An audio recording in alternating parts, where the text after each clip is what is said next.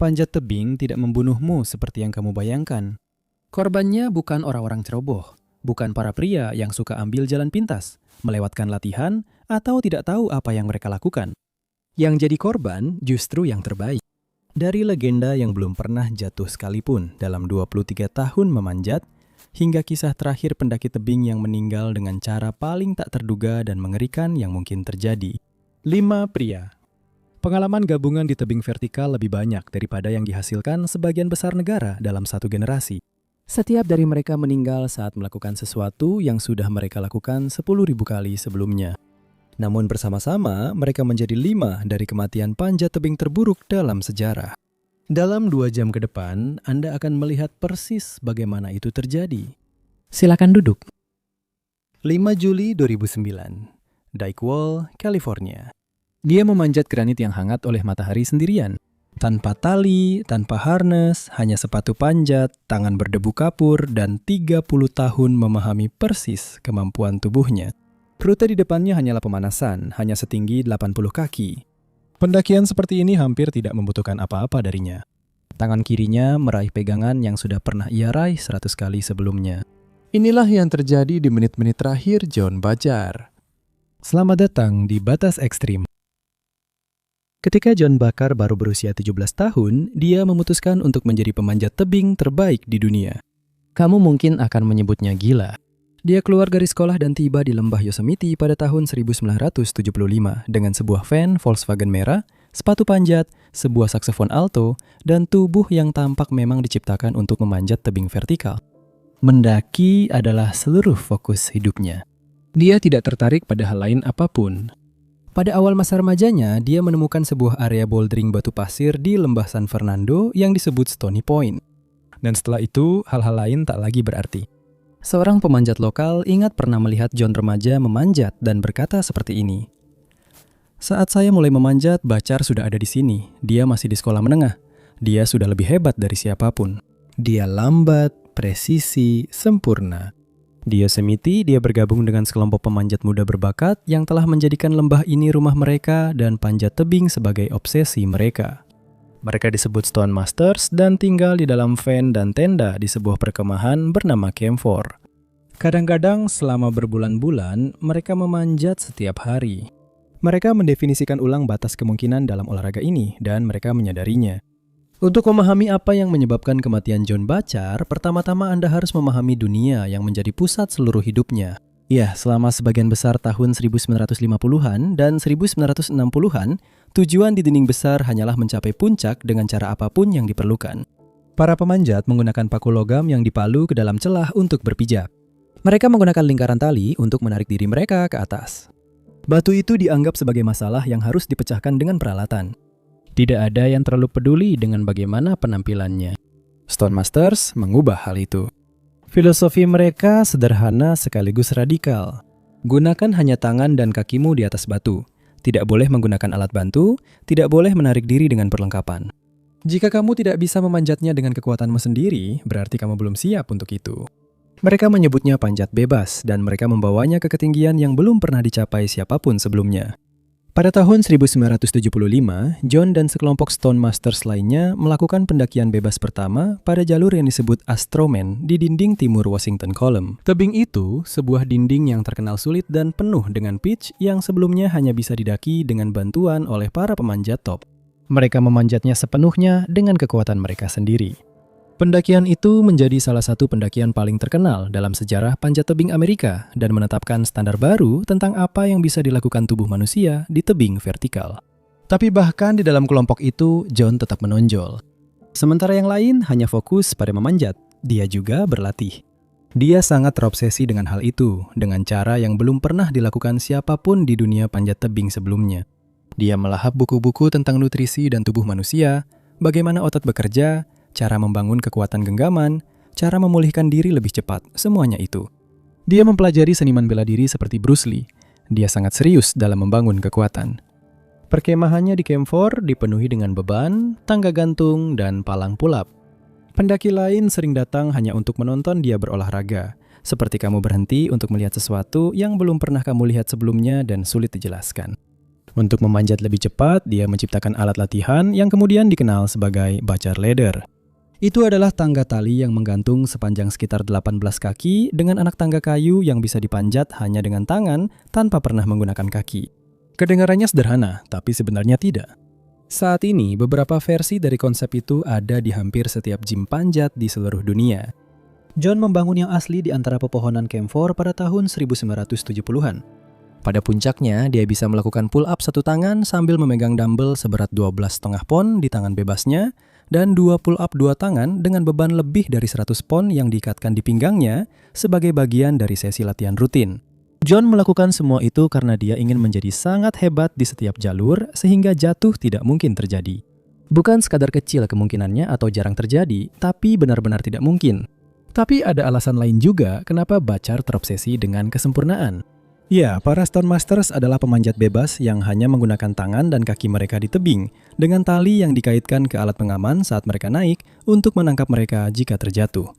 Itu sudah dianggap berani dan progresif untuk zaman itu. John melangkah lebih jauh dari itu. Dia menghilangkan tali itu sepenuhnya. Metode memanjat tanpa tali, tanpa harness, dan tanpa perlindungan apapun ini disebut free soloing. John tidak menciptakannya, tapi dia adalah orang pertama yang melakukannya secara konsisten dan metodis pada tingkat kesulitan panjat yang membuat seluruh dunia panjat terdiam. Pada tahun 1976, saat berusia 19 tahun, dia memutuskan untuk menaklukkan dinding granit setinggi 400 kaki yang disebut New Dimensions. Rute ini bergrade 511A yang merupakan tingkat tersulit pada saat itu. Dan John memutuskan untuk memanjatnya tanpa tali. Dia berhasil. Bagi banyak pendaki, ini mungkin adalah puncak karir mereka. Bagi John, ini hanyalah permulaan. Pada tahun 1979, dia menaklukkan jalur granit 3 pitch di Yosemite yang disebut Nabisco Wall. Itu mengharuskannya memanjat hampir 1000 kaki tebing vertikal tanpa tali, melalui bagian-bagian yang bahkan para pemanjat elit kesulitan untuk menyelesaikannya meskipun dengan perlengkapan lengkap. Dan dia melakukannya dengan mulus. Lalu dia mengincar sebuah jalur yang disebut moratorium. Itu adalah 500 kaki tebing granit vertikal di Yosemite. Ini berbeda dari upaya-upaya sebelumnya. Dia memutuskan untuk melakukan free solo meskipun dia belum pernah memanjatnya sebelumnya. Dalam dunia panjat tebing, ini disebut on-site solo dan dianggap sebagai hal paling berbahaya yang bisa dilakukan seseorang secara sukarela di atas batu. Dalam perjalanan naik, dia tidak sepenuhnya memegang kendali. Setiap gerakan menguji batas kemampuannya. Dia berhasil sampai ke puncak dan turun. Tapi alih-alih merasakan kepuasan yang biasanya ia rasakan setelah memanjat, dia justru merasakan sesuatu yang berbeda. Dia menggambarkannya setelah itu, di puncak aku merasa seperti cangkang kosong. Seperti aku lolos setelah melakukan sesuatu yang seharusnya tidak kulakukan. Perasaan itu berarti keberuntungan telah menjadi faktor. Dan keberuntungan dalam filosofi John Bachar tidak dapat diterima. Keberuntungan berarti jarak antara dirinya dan tanah telah menyempit menjadi sesuatu yang tidak bisa sepenuhnya ia perhitungkan. Jadi, ia memutuskan mulai saat itu, ia hanya akan melakukan free solo pada jalur yang sudah ia panjat dengan tali berkali-kali, sampai ia benar-benar hafal setiap gerakannya dengan kepastian mutlak. Solo itu sendiri kemudian akan menjadi wujud murni penguasaan. Kontrol, bukan bertahan hidup, adalah standarnya. Itulah filosofi memanjatnya, dan itu menghasilkan rekor yang belum pernah dilihat sebelumnya dalam olahraga ini. John menaklukkan jalur-jalur yang bahkan para pemanjat serius pun belum pernah memanjatnya, bahkan dengan tali. Selama lebih dari 30 tahun, dia memanjat sekitar 1,5 juta kaki tebing tanpa perlindungan apapun. Itu setara dengan mendaki dari permukaan laut ke puncak Gunung Everest lebih dari 50 kali, tanpa sekalipun mengaitkan diri ke apapun. John tidak melakukan ini untuk pamer atau karena kesombongan. Bagi dia, memanjat tanpa tali bukanlah sesuatu yang ekstrim, itu hanya soal kejujuran. Itu adalah manusia yang menjalani hidup dengan bertanggung jawab penuh atas setiap keputusan, sebagaimana dikehendaki alam. Menurut kata-katanya sendiri, semua orang melakukan free solo. Ketika kamu berjalan ke toko, kamu sedang melakukan free solo. Itu hanya soal tingkat kesulitan rutenya. Dan John ingin dunia memahami hal itu. Pada tahun 1981, dia memasang iklan kepada pendaki Yosemite yang menjanjikan hadiah $10.000 bagi siapa saja yang bisa mengikutinya selama 1 hari penuh tanpa tali. Cukup ikuti kecepatannya di batu manapun yang dia pilih dan bawa pulang $10.000. Tidak ada yang menerima tawaran itu. Para pendaki terbaik di dunia, pria dan wanita yang berlatih bersamanya setiap hari, yang tahu persis apa yang bisa dia lakukan, melihat tawarannya, dan tidak berkata apa-apa. Keheningan itu sudah menjelaskan segalanya. John Baker telah menjadi sesuatu yang belum pernah dilihat oleh dunia olahraga ini sebelumnya, dan bahkan belum ada kata yang tepat untuk menggambarkannya. Pada pertengahan tahun 1980-an, John Baker menjadi terkenal di seluruh dunia dengan cara yang belum pernah dialami oleh pendaki manapun sebelumnya.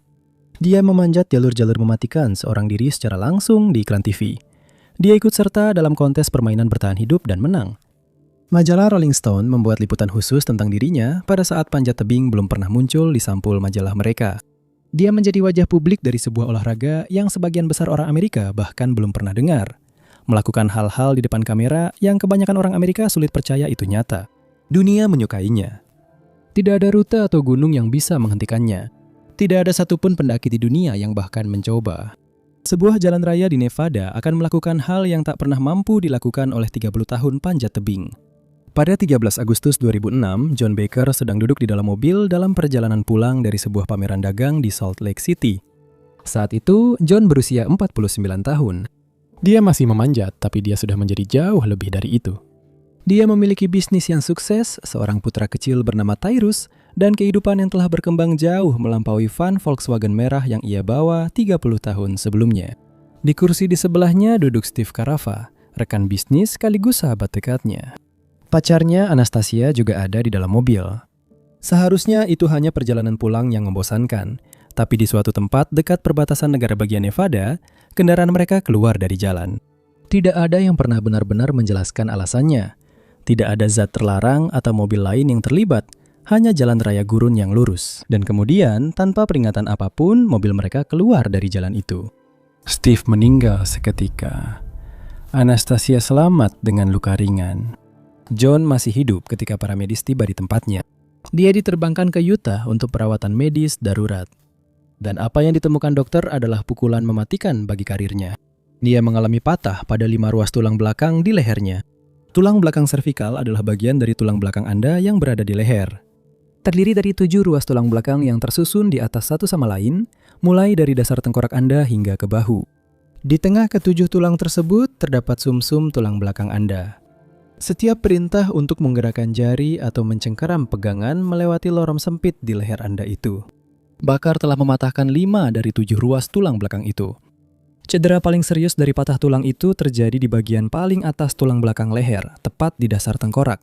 Para dokter memberitahu John bahwa jika pergeseran hanya beberapa milimeter ke arah lain, dia akan lumpuh dari leher ke bawah. Atau dia sudah meninggal sebelum para medis tiba. Tulang belakangnya harus disatukan kembali melalui operasi dengan batang dan sekrup untuk menahan bagian-bagian yang terpisah akibat kecelakaan itu. Tapi dia tidak punya asuransi kesehatan dan tagihannya sangat besar.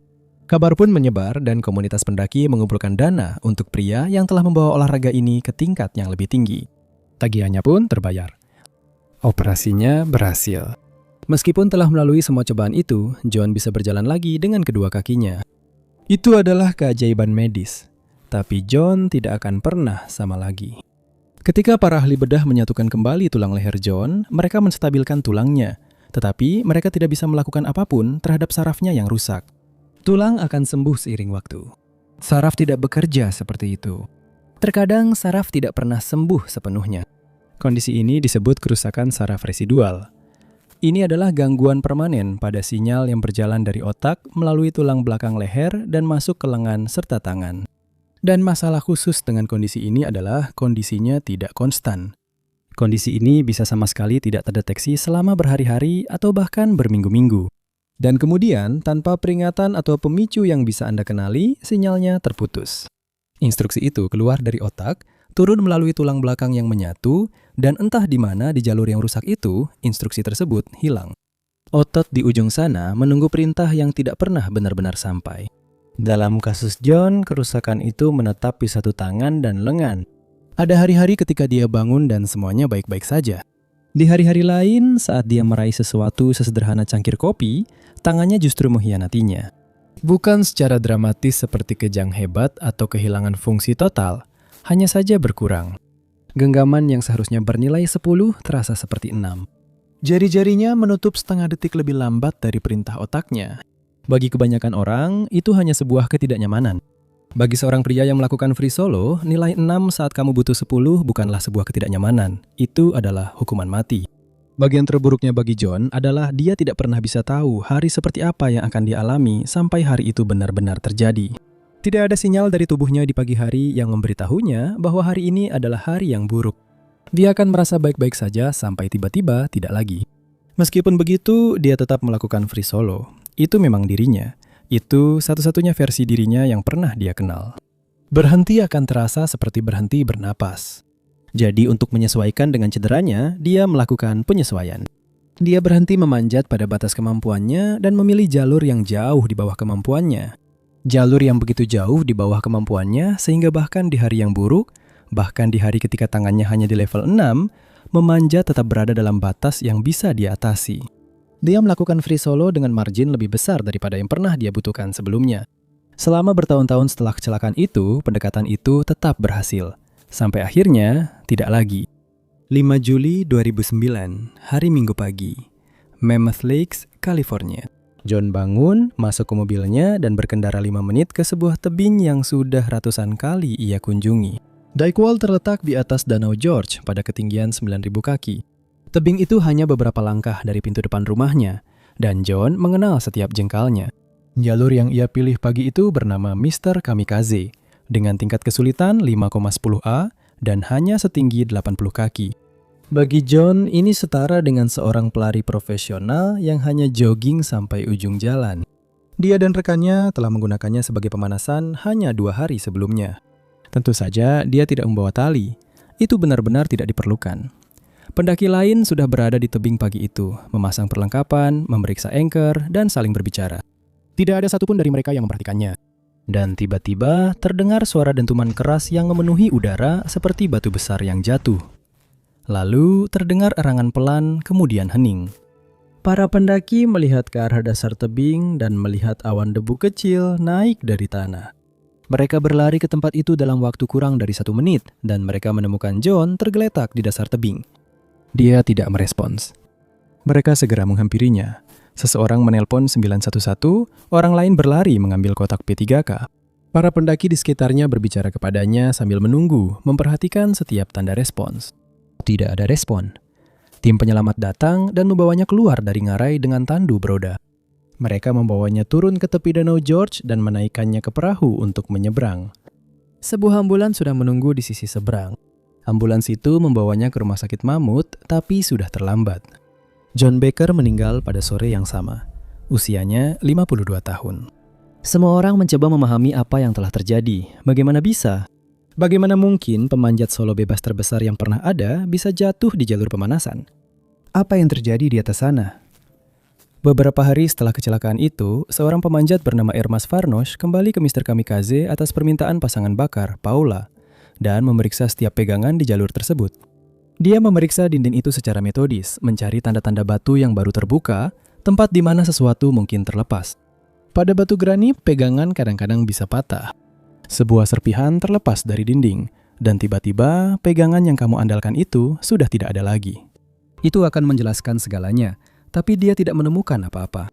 Paula memanjat rute itu sendiri sekitar sebulan kemudian dan mengonfirmasinya. Setiap pegangan masih utuh. Dinding itu tidak mengecewakannya. Tapi ketika laporan autopsinya akhirnya keluar, laporan itu menceritakan kisah yang tidak bisa diceritakan oleh tebing itu. Penyebab kematiannya adalah pendarahan otak yang masif.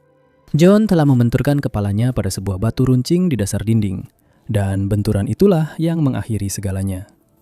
Namun temuan lainnya lah yang membuat orang-orang terdiam. Kedua pergelangan tangan John Baker patah. Kedua pergelangan kakinya juga patah. Itu berarti ada 4 anggota tubuh yang patah. Ini berarti dia masih sadar saat jatuh. Dan saat dia jatuh, tubuhnya berusaha melawan. Lengannya terulur. Tangannya mencoba menangkap sesuatu, menahan laju jatuhnya, meraih apa saja di dinding. Kakinya bersiap untuk benturan. Dia melakukan apa yang selalu dia lakukan di atas tebing. Dia memecahkan masalah, mencoba mencari jalan keluar. Dengan kata lain, jatuhnya itu bukan kejutan total baginya. Dalam detik-detik terakhir itu, dia tahu apa yang salah. Penjelasan yang paling kredibel datang dari seorang pengguna forum panjat tebing yang mengaku mengenal Bachar secara pribadi dan telah berbicara dengannya beberapa hari sebelum kematiannya. Orang itu menulis, "Diskusi saya dengannya seminggu dan sehari sebelumnya tentang hilangnya kekuatan lengan dan koordinasi secara tiba-tiba pasti menjadi alasan tragedi ini. Jika Anda menggabungkannya, semuanya sangat sederhana. Di suatu tempat di dinding itu, tangannya meraih pegangan yang sudah pernah diraihnya ratusan kali sebelumnya, dan sinyalnya tidak sampai seperti seharusnya. Tubuhnya menyerah pada saat terburuk yang mungkin terjadi. Aku bertanya-tanya apa yang dipikirkan John Bakar di detik-detik terakhir itu. Aku bertanya-tanya apakah pria yang telah menghabiskan 30 tahun menjadi orang yang paling yakin di dunia itu pada saat itu, merasakan kekosongan yang pernah ia gambarkan puluhan tahun sebelumnya. Seolah-olah ia berhasil lolos setelah melakukan sesuatu yang seharusnya tidak ia lakukan. Pada tahun 1983, 26 tahun sebelum ia meninggal, John Bakar diwawancarai secara khusus oleh majalah Rolling Stone. Mereka menanyakan kepadanya tentang kematian. Dia berkata, "Mungkin suatu hari nanti saya akan menyadari bahwa saya ternyata tidak sepenuhnya memegang kendali seperti yang saya kira. Mungkin saya akan tiba-tiba mati. Saya lebih memilih pergi dengan cara ini daripada diranjang kematian saat usia 80 tahun." John membuat keputusan fatal untuk mempercayai tubuhnya yang sudah memperingatkannya bahwa tubuh itu sedang gagal. 23 Oktober 2006, Leaning Tower, Yosemite Valley. Seorang pendaki berusia 47 tahun berdiri 500 kaki di atas tanah. Matahari sore yang hangat menyinari wajahnya. Tangannya lecet-lecet setelah seharian bekerja keras. Di bawahnya, lembah membentang dalam cahaya musim gugur. Di sini hanya ada dia dan tebing batu. Bagian tersulit sudah selesai. Dia telah mengerjakan jalur itu selama berhari-hari, melewati bagian-bagian yang sulit, dan sekarang dia hanya perlu turun dengan tali yang sudah dipasang dan mengakhiri harinya. Sederhana, sudah biasa. Hal seperti ini sudah dia lakukan 10.000 kali dalam hidupnya. Hanya saja, apa yang akan terjadi dalam 2 detik ke depan akan mengejutkan para pendaki di seluruh dunia. Dalam beberapa hari, para produsen akan mulai mendesain ulang peralatan mereka. Dan 18 tahun kemudian, namanya masih akan diajarkan di setiap kursus panjat tebing sebagai momen ketika segalanya berubah. Ini adalah kisah luar biasa tentang Todd Skinner. Todd Skinner merevolusi panjat tebing. Orang-orang menyebutnya sebagai Michael Jordan dalam olahraga ini. Dan sejujurnya, ketika Anda melihat apa yang benar-benar dia capai, perbandingan itu tidak berlebihan. Todd lahir pada tanggal 27 Oktober 1958 di Pinedale, Wyoming. Ayahnya menjalankan sekolah alam bebas, dan Todd tumbuh besar dengan memanjat tebing-tebing pendek di dekat Danau Burn. Pada usia 11 tahun, dia mencapai puncak Gannett Peak, titik tertinggi di Wyoming, dengan ketinggian 13.804 kaki. Dia adalah salah satu pendaki termuda yang pernah berdiri di puncak itu. Namun, apa yang dia lakukan setelah kuliahlah yang mengubah segalanya. Pada usia 30 tahun, Todd memutuskan untuk mencoba sesuatu yang dianggap mustahil oleh banyak orang. Begini, pada tahun 1980-an, panjat tebing bebas sedang berkembang pesat.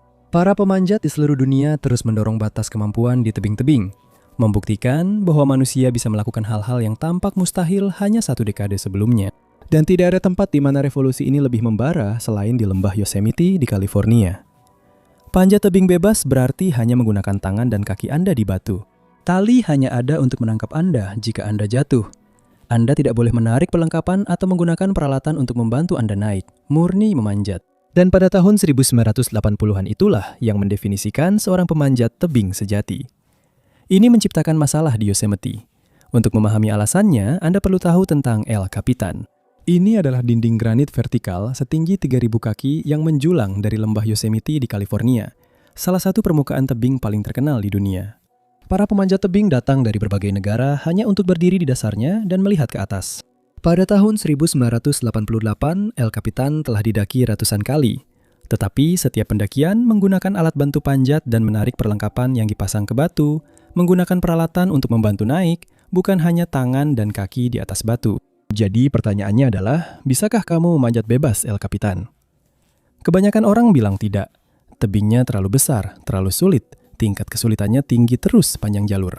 Bagian tersulitnya diberi nilai 5,13, yang artinya sangat sulit, hampir mustahil untuk dilakukan. Dan kamu harus mempertahankan tingkat kesulitan itu sepanjang ribuan kaki. Banyak pemanjat setuju, itu mustahil. Tapi Todd punya pendapat lain. Sesuatu yang berarti menulis ulang apa yang diyakini para pemanjat sebagai sesuatu yang mungkin dilakukan.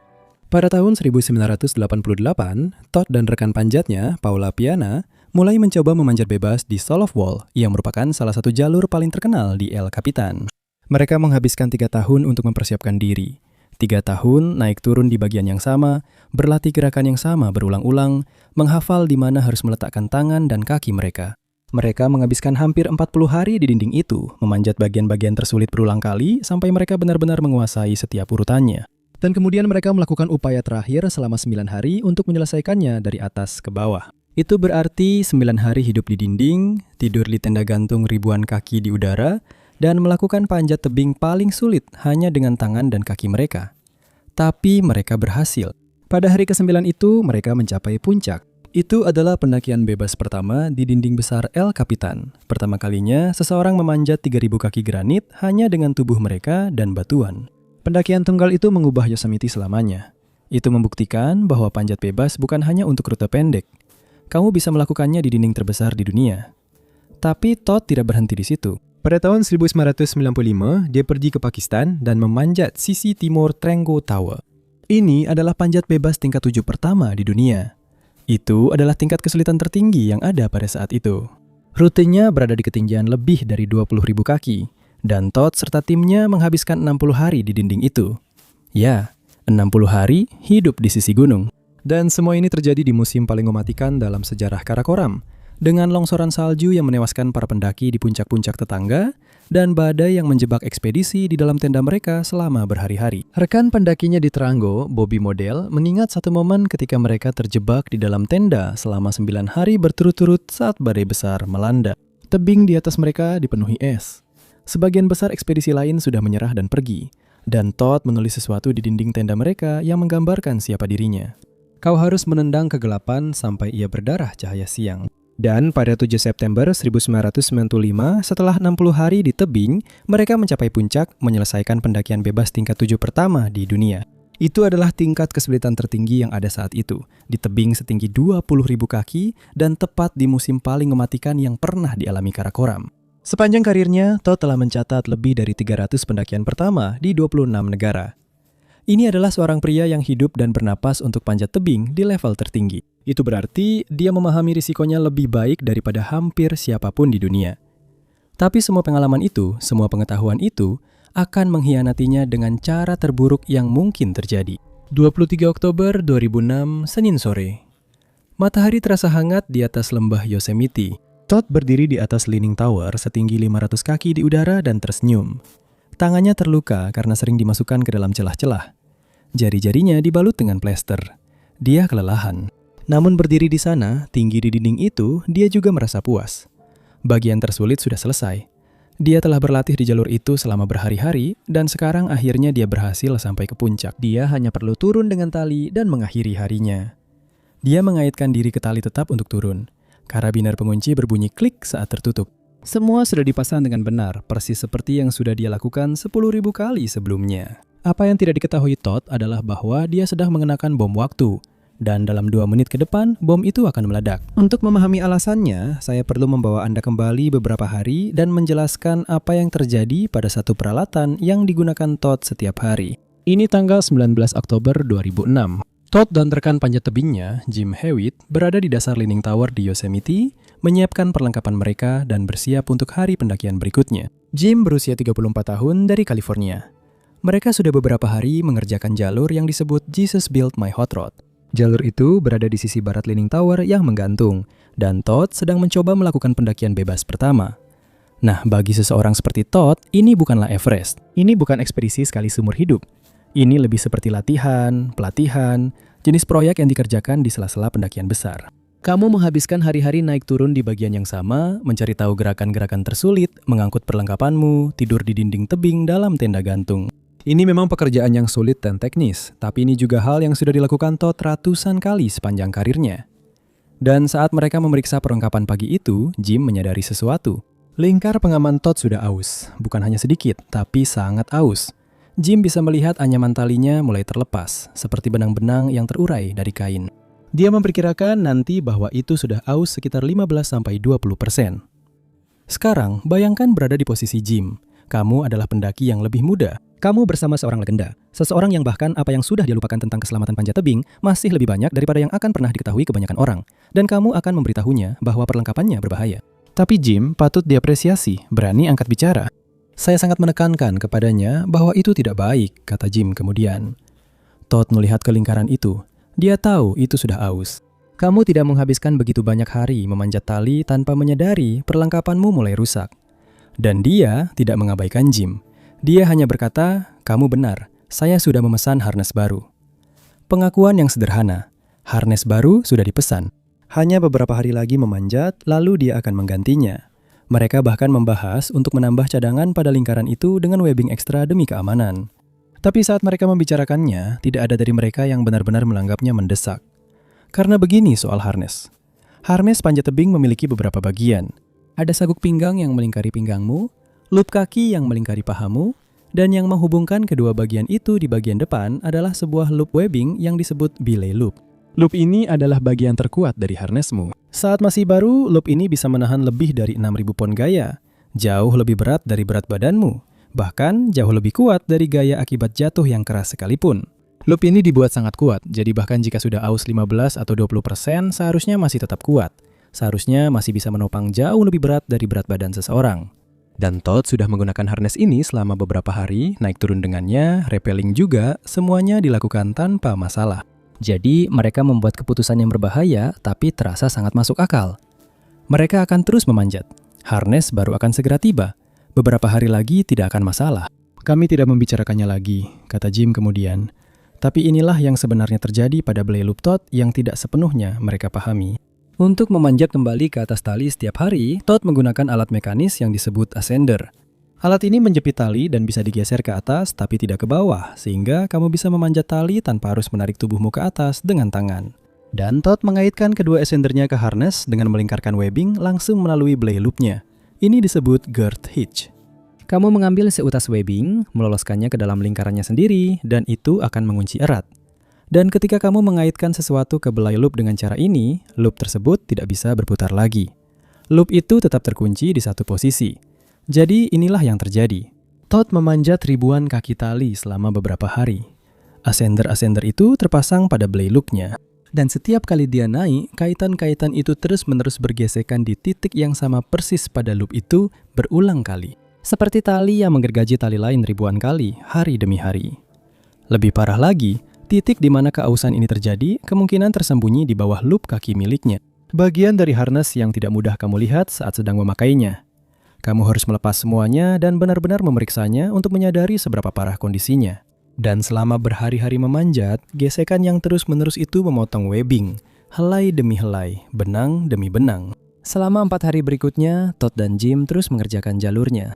20 Oktober, 21 Oktober, 22 Oktober, memanjat, turun, mengangkut perlengkapan.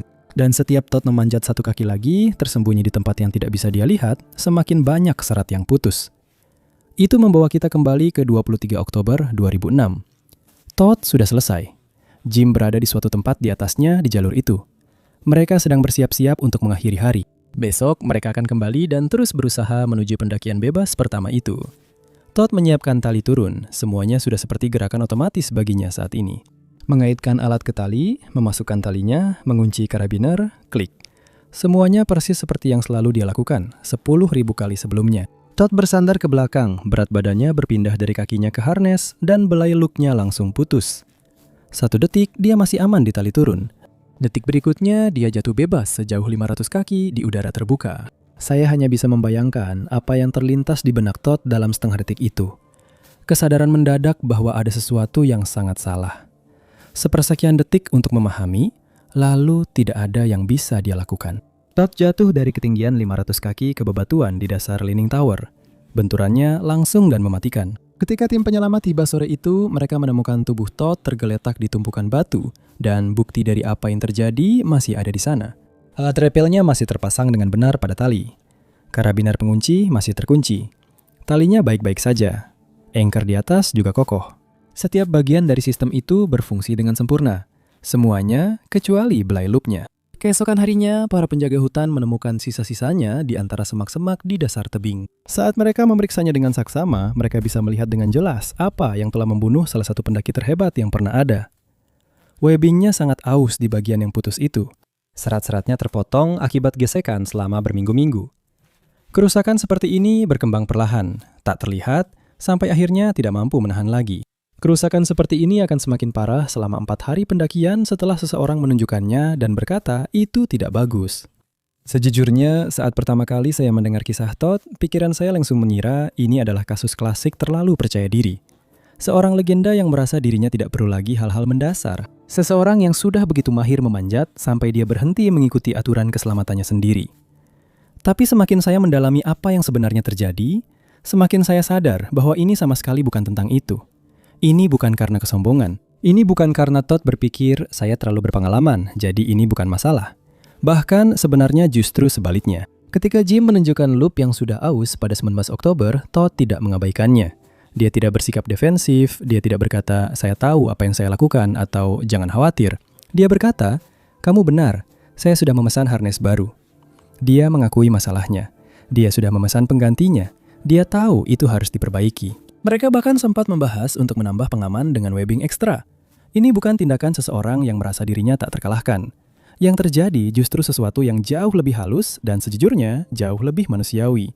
Mereka melihat loop yang sudah aus itu dan membuat sebuah perhitungan. Harness itu sudah menahan dengan baik selama beberapa hari. Yang baru akan segera tiba. Hanya tinggal beberapa kali panjat lagi. Loop itu saat baru cukup kuat untuk menahan 6.000 pon. Bahkan setelah aus 15 atau 20%, seharusnya masih bisa menopang jauh lebih berat dari berat badan Todd. Secara matematika itu masuk akal. Secara logika itu juga terdengar masuk akal. Dan yang paling penting, itu terasa bisa dikendalikan, tidak berisiko, tidak berbahaya, hanya sedikit penundaan dalam mengganti sesuatu yang memang akan segera diganti. Dan memang begitulah sifat keahlian. Keahlian tidak membuatmu jadi ceroboh. Keahlian membuatmu percaya diri dalam kemampuanmu mengelola risiko. Kamu sudah melakukan ini 10.000 kali. Kamu tahu perlengkapanmu. Kamu tahu batasanmu. Kamu tahu mana yang benar-benar berbahaya dibandingkan dengan yang hanya terlihat berbahaya bagi orang yang kurang berpengalaman. Tapi terkadang kepercayaan diri pada penilaianmu justru membuatmu buta terhadap saat di mana ruang untuk melakukan kesalahan itu diam-diam telah hilang. Berita tentang kematian Todd sangat mengguncang dunia panjat tebing. Ken Yeager, Presiden Asosiasi Panjat Tebing Yosemite, merangkum apa yang sedang terjadi di mana-mana. Sekarang, hal ini membuat orang-orang mulai memikirkan kembali tentang harness lama mereka. Aku tahu aku akan pergi membeli yang baru. Paul Piana, rekan panjat Todd selama 30 tahun menulis, teman terhebatku, saudara pilihanku. Hal ini membuat kehilangan Todd menjadi lebih tragis karena kecelakaan ini sebenarnya bisa dicegah. Pada tanggal 28 Oktober yang seharusnya menjadi ulang tahun Todd yang ke-48, lebih dari 500 teman dan keluarga berkumpul di Sings Canyon Center dekat Lander, Wyoming. Di luar ruangan di bawah cahaya bulan. Pertunjukan slide, api unggun, lilin dinyalakan di 2 kue ulang tahun raksasa. Semua orang menyanyikan lagu selamat ulang tahun untuk seorang pria yang sudah tiada. Namun, sesuatu yang nyata muncul dari kematian Todd. Black Diamond Equipment, salah satu produsen perlengkapan panjat tebing terbesar di dunia, membuat program pengujian khusus karena kejadian tersebut. Mereka menguji belai loop yang rusak secara sistematis. Bahkan dengan 50% anyaman terpotong, loop tersebut masih mampu menahan lebih dari 3.800 pon gaya. Dengan 75% terpotong loop tersebut masih mampu menahan hampir 3.000 pon. Bahkan dengan 90% terpotong loop tersebut masih mampu menahan 777 pon. Yang berarti agar loop Todd bisa gagal hanya dengan berat badannya sendiri, loop itu harus benar-benar aus secara parah melebihi apa yang ditunjukkan oleh pengujian mereka. Dari penelitian itu, lahirlah aturan keselamatan yang paling sering diulang dalam dunia panjat tebing. Jika ragu, pensiunkan alatnya. Itulah warisan Todd yang tertulis langsung pada perlengkapan itu. Industri juga menetapkan batas waktu pensiun perlengkapan yang lebih jelas. Sebelum Todd meninggal, para pemanjat hanya mengganti perlengkapan jika terlihat aus. Setelah Todd meninggal, aturan yang berlaku adalah 7 tahun maksimal untuk pemanjat rekreasi, 1 tahun untuk profesional dengan pemakaian intensif, dan 10 tahun sebagai batas mutlak, tidak peduli seberapa jarang kamu menggunakannya. Black Diamond mengeluarkan peringatan khusus tentang apa yang menyebabkan Todd meninggal. Mereka memperingatkan agar tidak memasang apapun secara permanen pada belai loop kamu, karena itu mencegah rotasi dan menciptakan keausan terpusat yang tidak bisa kamu lihat. Dalam kasus terburuk, mereka menulis, Hal ini bisa menyebabkan kecelakaan serupa dengan yang secara tragis menimpa Todd Skinner. Namanya sekarang secara permanen melekat pada peringatan itu. Masih diajarkan di kursus panjat tebing, masih disebutkan dalam ulasan perlengkapan, dan masih menyelamatkan nyawa 18 tahun kemudian. Kematian Todd Skinner mengubah dunia panjat bebas selamanya karena hal itu menghancurkan sebuah mitos berbahaya. Mitos bahwa berpengalaman berarti kebal, dan legenda tidak akan mati karena kegagalan peralatan dasar. Mitos bahwa satu kali panjat lagi dengan perlengkapan yang sudah aus tidak masalah jika kamu tahu apa yang kamu lakukan. Michael Jordan-nya panjat tebing meninggal saat melakukan sesuatu yang sudah dia lakukan 10.000 kali. Bukan karena dia tidak tahu apa yang seharusnya dilakukan, tapi karena mengetahui itu pun tidak selalu cukup saat kamu lelah, saat kamu fokus pada panjatannya, dan saat kamu pernah lolos dari hal itu sebelumnya. 27 November 2019, El Potrero Chico, Meksiko. Brett Gobright berdiri di puncak narai setinggi 1.500 kaki saat matahari terbenam dengan cepat. Tangannya terluka akibat seharian memanjat tebing yang berat. Dia sudah memanjat dinding ini selama berjam-jam, kelelahan dan persediaan airnya hampir habis. Matahari terbenam kurang dari 1 jam lagi. Bagian tersulit sudah terlewati, dia hanya perlu turun. Dia sudah melakukan penurunan seperti ini ratusan kali. Dia tahu setiap langkah pengaman, dia tidak ragu-ragu. Inilah yang terjadi pada menit-menit terakhir hidup Brett Gobright. Brett Gobright tidak hidup seperti kebanyakan orang. Pertama, hidupnya sangat berpindah-pindah. Dan ini bukan kiasan. Rumahnya benar-benar sebuah Honda Civic. Semua barang miliknya muat di mobil itu. Sleeping bag, kompor camping, kantong kapur, sepatu panjat. Dia berkendara dari tebing ke tebing di seluruh Amerika Barat. Hampir sepenuhnya hidup di luar ruangan. Memanjat hampir setiap hari. Kenapa dia hidup seperti itu? Karena bagi Brett, panjat tebing adalah satu-satunya hal yang ingin dia lakukan setiap hari. Brett lahir pada 16 Juni 1988 di tengah kawasan pinggiran kota California, sejauh mungkin dari dunia panjat tebing bagi seorang anak yang tumbuh di California. Orang tuanya adalah pendaki gunung, bukan pemanjat tebing. Tapi panjat tebing memang menarik baginya. Saat berusia 5 tahun dan didaftarkan ke dalam tim sepak bola, dia malah memanjat tiang gawang daripada mengejar bola. Pada usia 8 tahun, dia berhasil mencapai puncak Gunung Whitney bersama ayahnya. Ibunya kemudian berkata bahwa dia turun dari gunung itu sebagai anak yang berbeda. Sejak saat itu, katanya, sekolah bukan lagi hal yang utama baginya. Yang terpenting baginya adalah berada di tebing, terus bergerak naik dan menguji dirinya menghadapi sesuatu yang tidak peduli dengan alasan-alasannya. Dan hasil dari keputusan itu sungguh luar biasa. Sepanjang karirnya, Brett mencapai hal-hal yang bahkan tidak bisa dibayangkan oleh kebanyakan pendaki. Dia berhasil mendaki El Capitan lebih dari 100 kali, salah satu tebing batu paling terkenal di dunia. Kebanyakan pendaki yang mencoba mendaki membutuhkan waktu 3-5 hari, tidur di tenda gantung ribuan kaki di udara, membawa perlengkapan dan menggunakan alat untuk membantu menarik diri mereka di bagian-bagian tersulit. Brett tidak mendaki dengan cara seperti itu. Filosofinya sederhana. Gunakan hanya tangan dan kaki di atas batu. Tali hanya ada untuk menangkapmu jika kamu jatuh, bukan untuk menarik dirimu ke atas.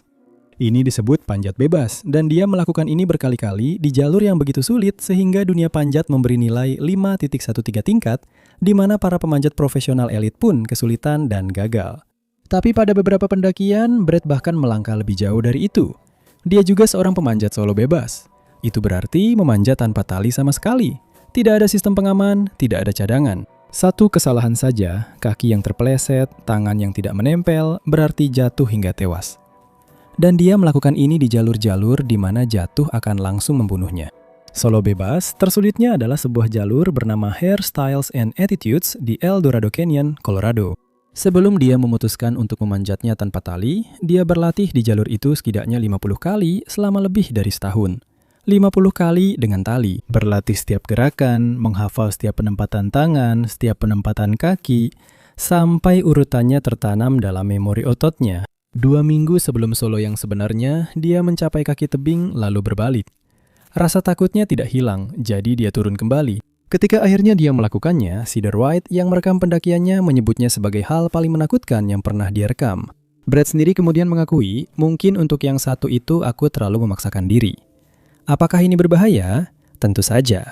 Pada tahun 2008, rekan-rekan pendakinya memilih untuk mengeluarkannya dari tim El Capitan karena cara memanjatnya sudah terlalu liar dan berbahaya, sehingga orang-orang tidak merasa aman berada di sekitarnya. Bahkan Alex Honnold, yang juga cukup terkenal karena pendekatan nekatnya dalam memanjat, mengatakan hal ini tentang Brett dalam sebuah wawancara tahun 2015. Dia adalah pemanjat yang sangat bagus, hanya saja bukan pemanjat terbaik. Saya pikir 1 atau 2 tahun ke depan akan menjadi masa penentu baginya. Dia jelas punya banyak potensi, tapi saya agak khawatir tentang dia. Kekhawatiran itu tidak sepenuhnya tanpa alasan. Tapi apa yang terjadi 2 tahun kemudian membuktikan bahwa Brad jauh lebih dari sekadar potensi. Pada Oktober 2017, Brad dan rekannya Jim Reynolds berangkat untuk memecahkan rekor kecepatan di jalur nose di El Capitan di lembah Yosemite. Pendakian ini biasanya memakan waktu 3 hingga 5 hari, bahkan bagi para pendaki paling berpengalaman. Alex Honnold memegang rekor sebelumnya dengan waktu 2 jam 23 menit dan 46 detik. Brad dan Jim telah mengejar rekor itu selama lebih dari setahun. Ini adalah percobaan mereka yang ke-11 hanya pada musim gugur itu. 11 kali naik turun dinding itu, mereka menyempurnakan teknik, menghafal setiap gerakan, mencari tahu di mana mereka bisa menghemat detik. Dan pada tanggal 21 Oktober, mereka akhirnya berhasil. 2 jam 19 menit dan 44 detik. 4 menit lebih cepat dari Alex Honnold. Pada dorongan terakhir menuju puncak, 20 kaki terakhir pendakian, tidak satu pun dari mereka yang terikat pada apapun. Mereka hanya terus memanjat tanpa pengaman. Brad kemudian menyebutnya sebagai hal paling berbahaya yang pernah dia lakukan, tapi dia berhasil mendapatkan rekor dunianya. Brad pernah berkata bahwa hal yang paling dia sukai dari memanjat adalah kesederhanaannya. Hanya dia dan tebing. Tanpa tali, tanpa perlengkapan, tanpa kerumitan. Kemurnian tantangan itu, fokus mutlak yang dibutuhkan, itulah yang selalu membuatnya kembali. Sekarang kamu harus tahu, Brad bukanlah orang yang sembrono tanpa alasan. Dia sangat teliti, berpengalaman, dan jujur tentang konsekuensi dan kompromi dari pilihannya. Dia hanya percaya bahwa kemampuannya cukup untuk tetap berada dalam margin keselamatan yang makin tipis itu. Dan selama bertahun-tahun, dia benar. Pada tahun 2019, Brad Gobright berusia 31 tahun dan berada di puncak kemampuannya. Dia telah mencetak rekor kecepatan di 4 formasi berbeda. Dia melakukan pendakian pertama, dia melakukan free solo yang membuat pendaki lain gugup hanya dengan mendengarnya. Komunitas tidak hanya menghormatinya, mereka mengamatinya, mempelajarinya, dan mencoba bergerak seperti dia. Pada bulan November itu, Brad pergi ke El Potrero Chico, Meksiko bersama sekelompok 15 pendaki pemula dan menengah dari California Selatan. Dia sedang melakukan pekerjaan pemandu informal bersama seorang teman baik, Julian Baxter. Pada hari Selasa 26 November, Brad dan Julie memanjat jalur klasik bernama Space Boys bersama-sama. Julie kemudian mengatakan bahwa Brad sangat teliti hari itu. Dia melakukan semuanya sesuai aturan saat kami memanjat, katanya. Dia benar-benar berusaha keras mengajarkan saya teknik multi-pitch yang aman dan melakukan segala cara untuk menjaga keselamatan saya. Pada Selasa malam itu, Brad mengunggah permintaan di Instagram. Julie berencana untuk beristirahat keesokan harinya, tapi Brad ingin memanjat sesuatu yang lebih sulit, sesuatu yang lebih menantang daripada yang sudah dia lakukan bersama kelompok. Dia mencari seseorang yang mau memanjat jalur El Sendero Luminoso bersamanya pada hari Rabu. Seorang pemanjat bernama Aiden Jacobson melihat unggahan itu dan menghubunginya. Jadi, pada hari Rabu 27 November 2019, Brad berada di dasar El Toro di El Potrero, Chico, Meksiko, bersiap untuk memanjat bersama Aiden, seorang pemanjat berusia 26 tahun dari Phoenix yang baru saja dia temui. Dan Aiden memang cukup kompeten, tapi pengalamannya jauh di bawah Brad. Jalur yang mereka coba hari itu adalah El Sendero Luminoso atau jalur bersinar. Jalur itu merupakan jalur batu kapur sepanjang 1.500 kaki dengan kesulitan yang konsisten. Terdiri dari 15 pitch dan tingkat kesulitannya 5.12D di bagian tersulitnya. Jadi ini bukan hari santai, bahkan untuk seseorang seperti Brad. Dan untuk memahami apa yang terjadi selanjutnya, berikut yang perlu kamu ketahui tentang panjat tebing. Saat kamu memanjat tebing besar, kamu terikat pada tali. Rekanmu ada di bawah, memegang ujung tali yang lain, mengulur tali saat kamu memanjat lebih tinggi.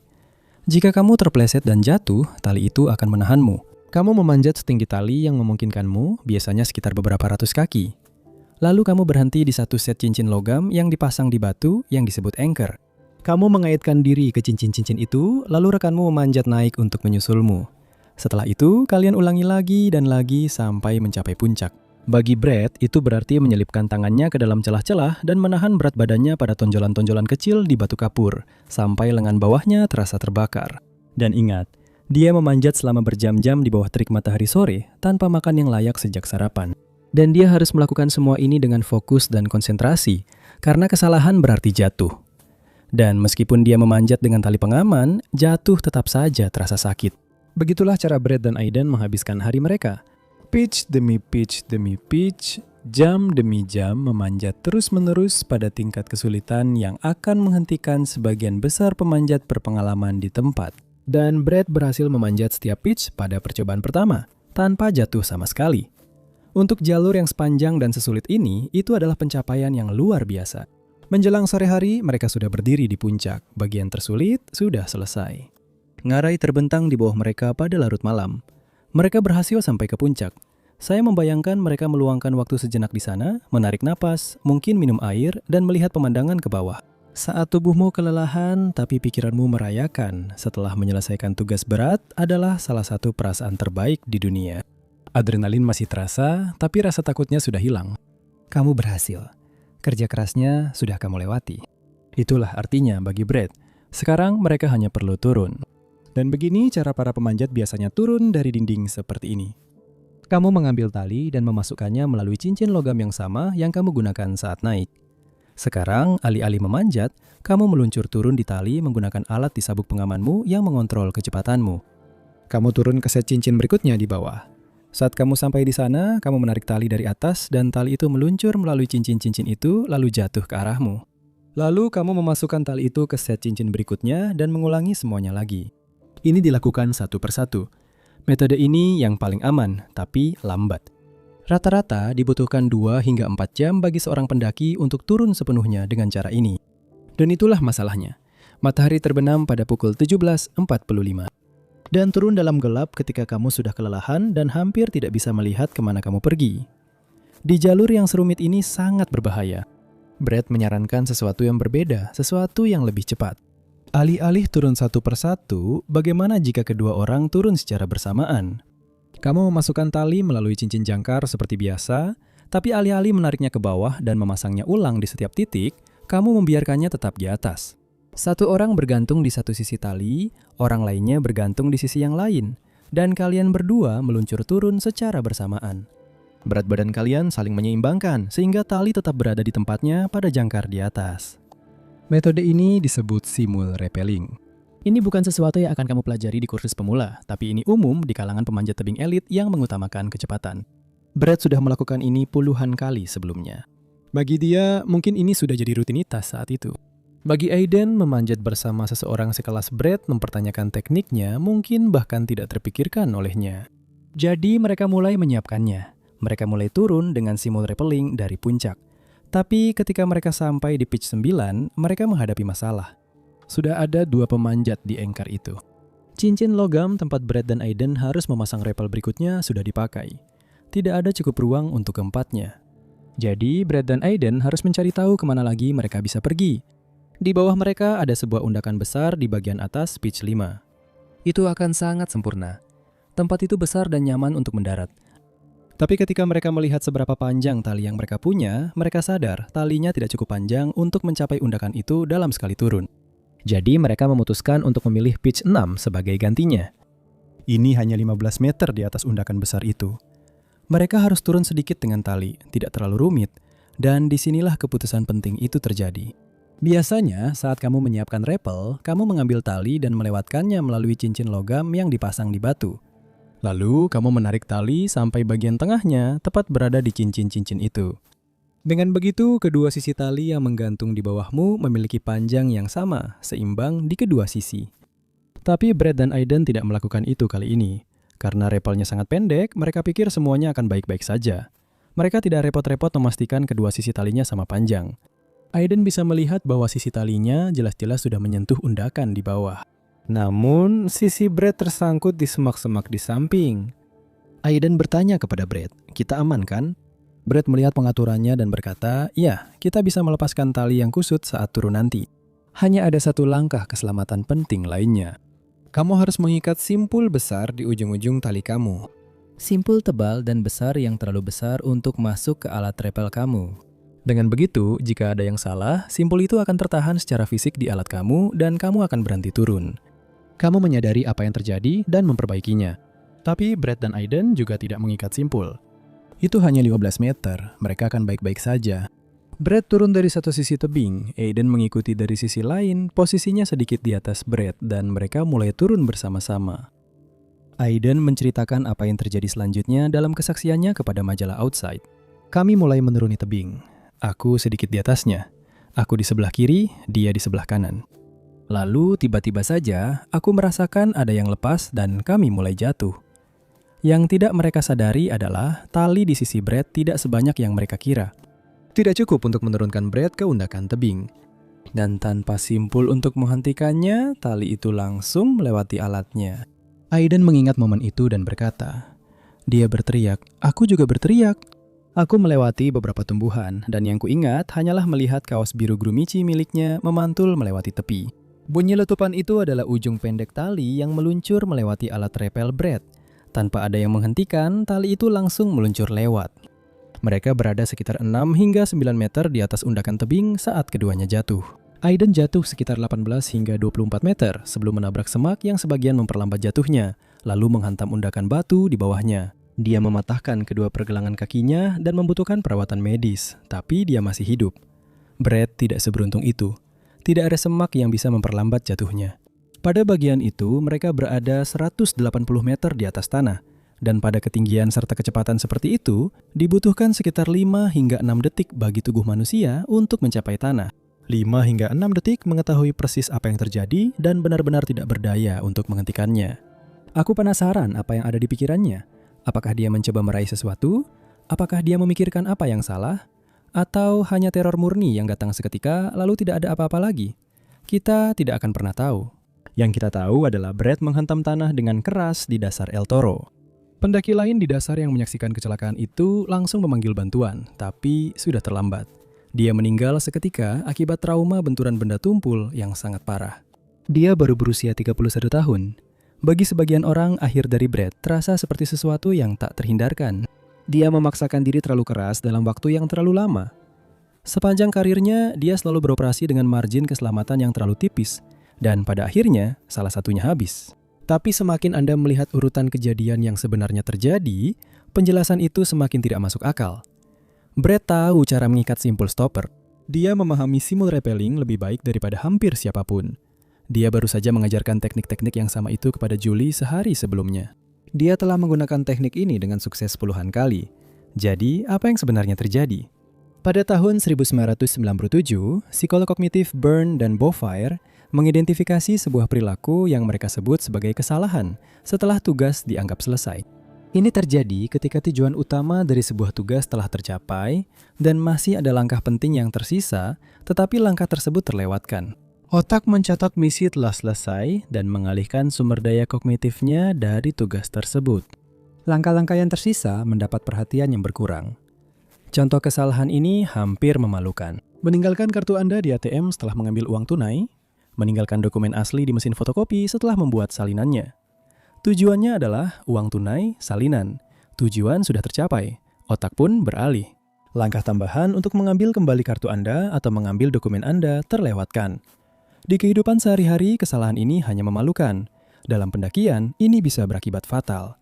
Begitu Brad dan Aiden mencapai puncak El Sendero Luminoso, otak mereka langsung beralih dari mode waspada tinggi yang menopang mereka selama 1.500 kaki pendakian teknis ke mode kami sudah selesai. Dan dalam kondisi mental yang sudah rileks itu, penilaian bahwa ini hanya 50 kaki, kita tidak perlu menempatkan tali tepat di tengah, adalah jenis perhitungan yang terasa masuk akal ketika bagian tersulit sudah selesai. Ditambah lagi dengan kelelahan fisik. Setelah berjam-jam memanjat sulit secara terus-menerus, kemampuan otak untuk memeriksa kesalahan prosedural menurun secara nyata. Ini bukan masalah Brad Gobright, ini adalah masalah manusia. Dan data mendukung hal ini.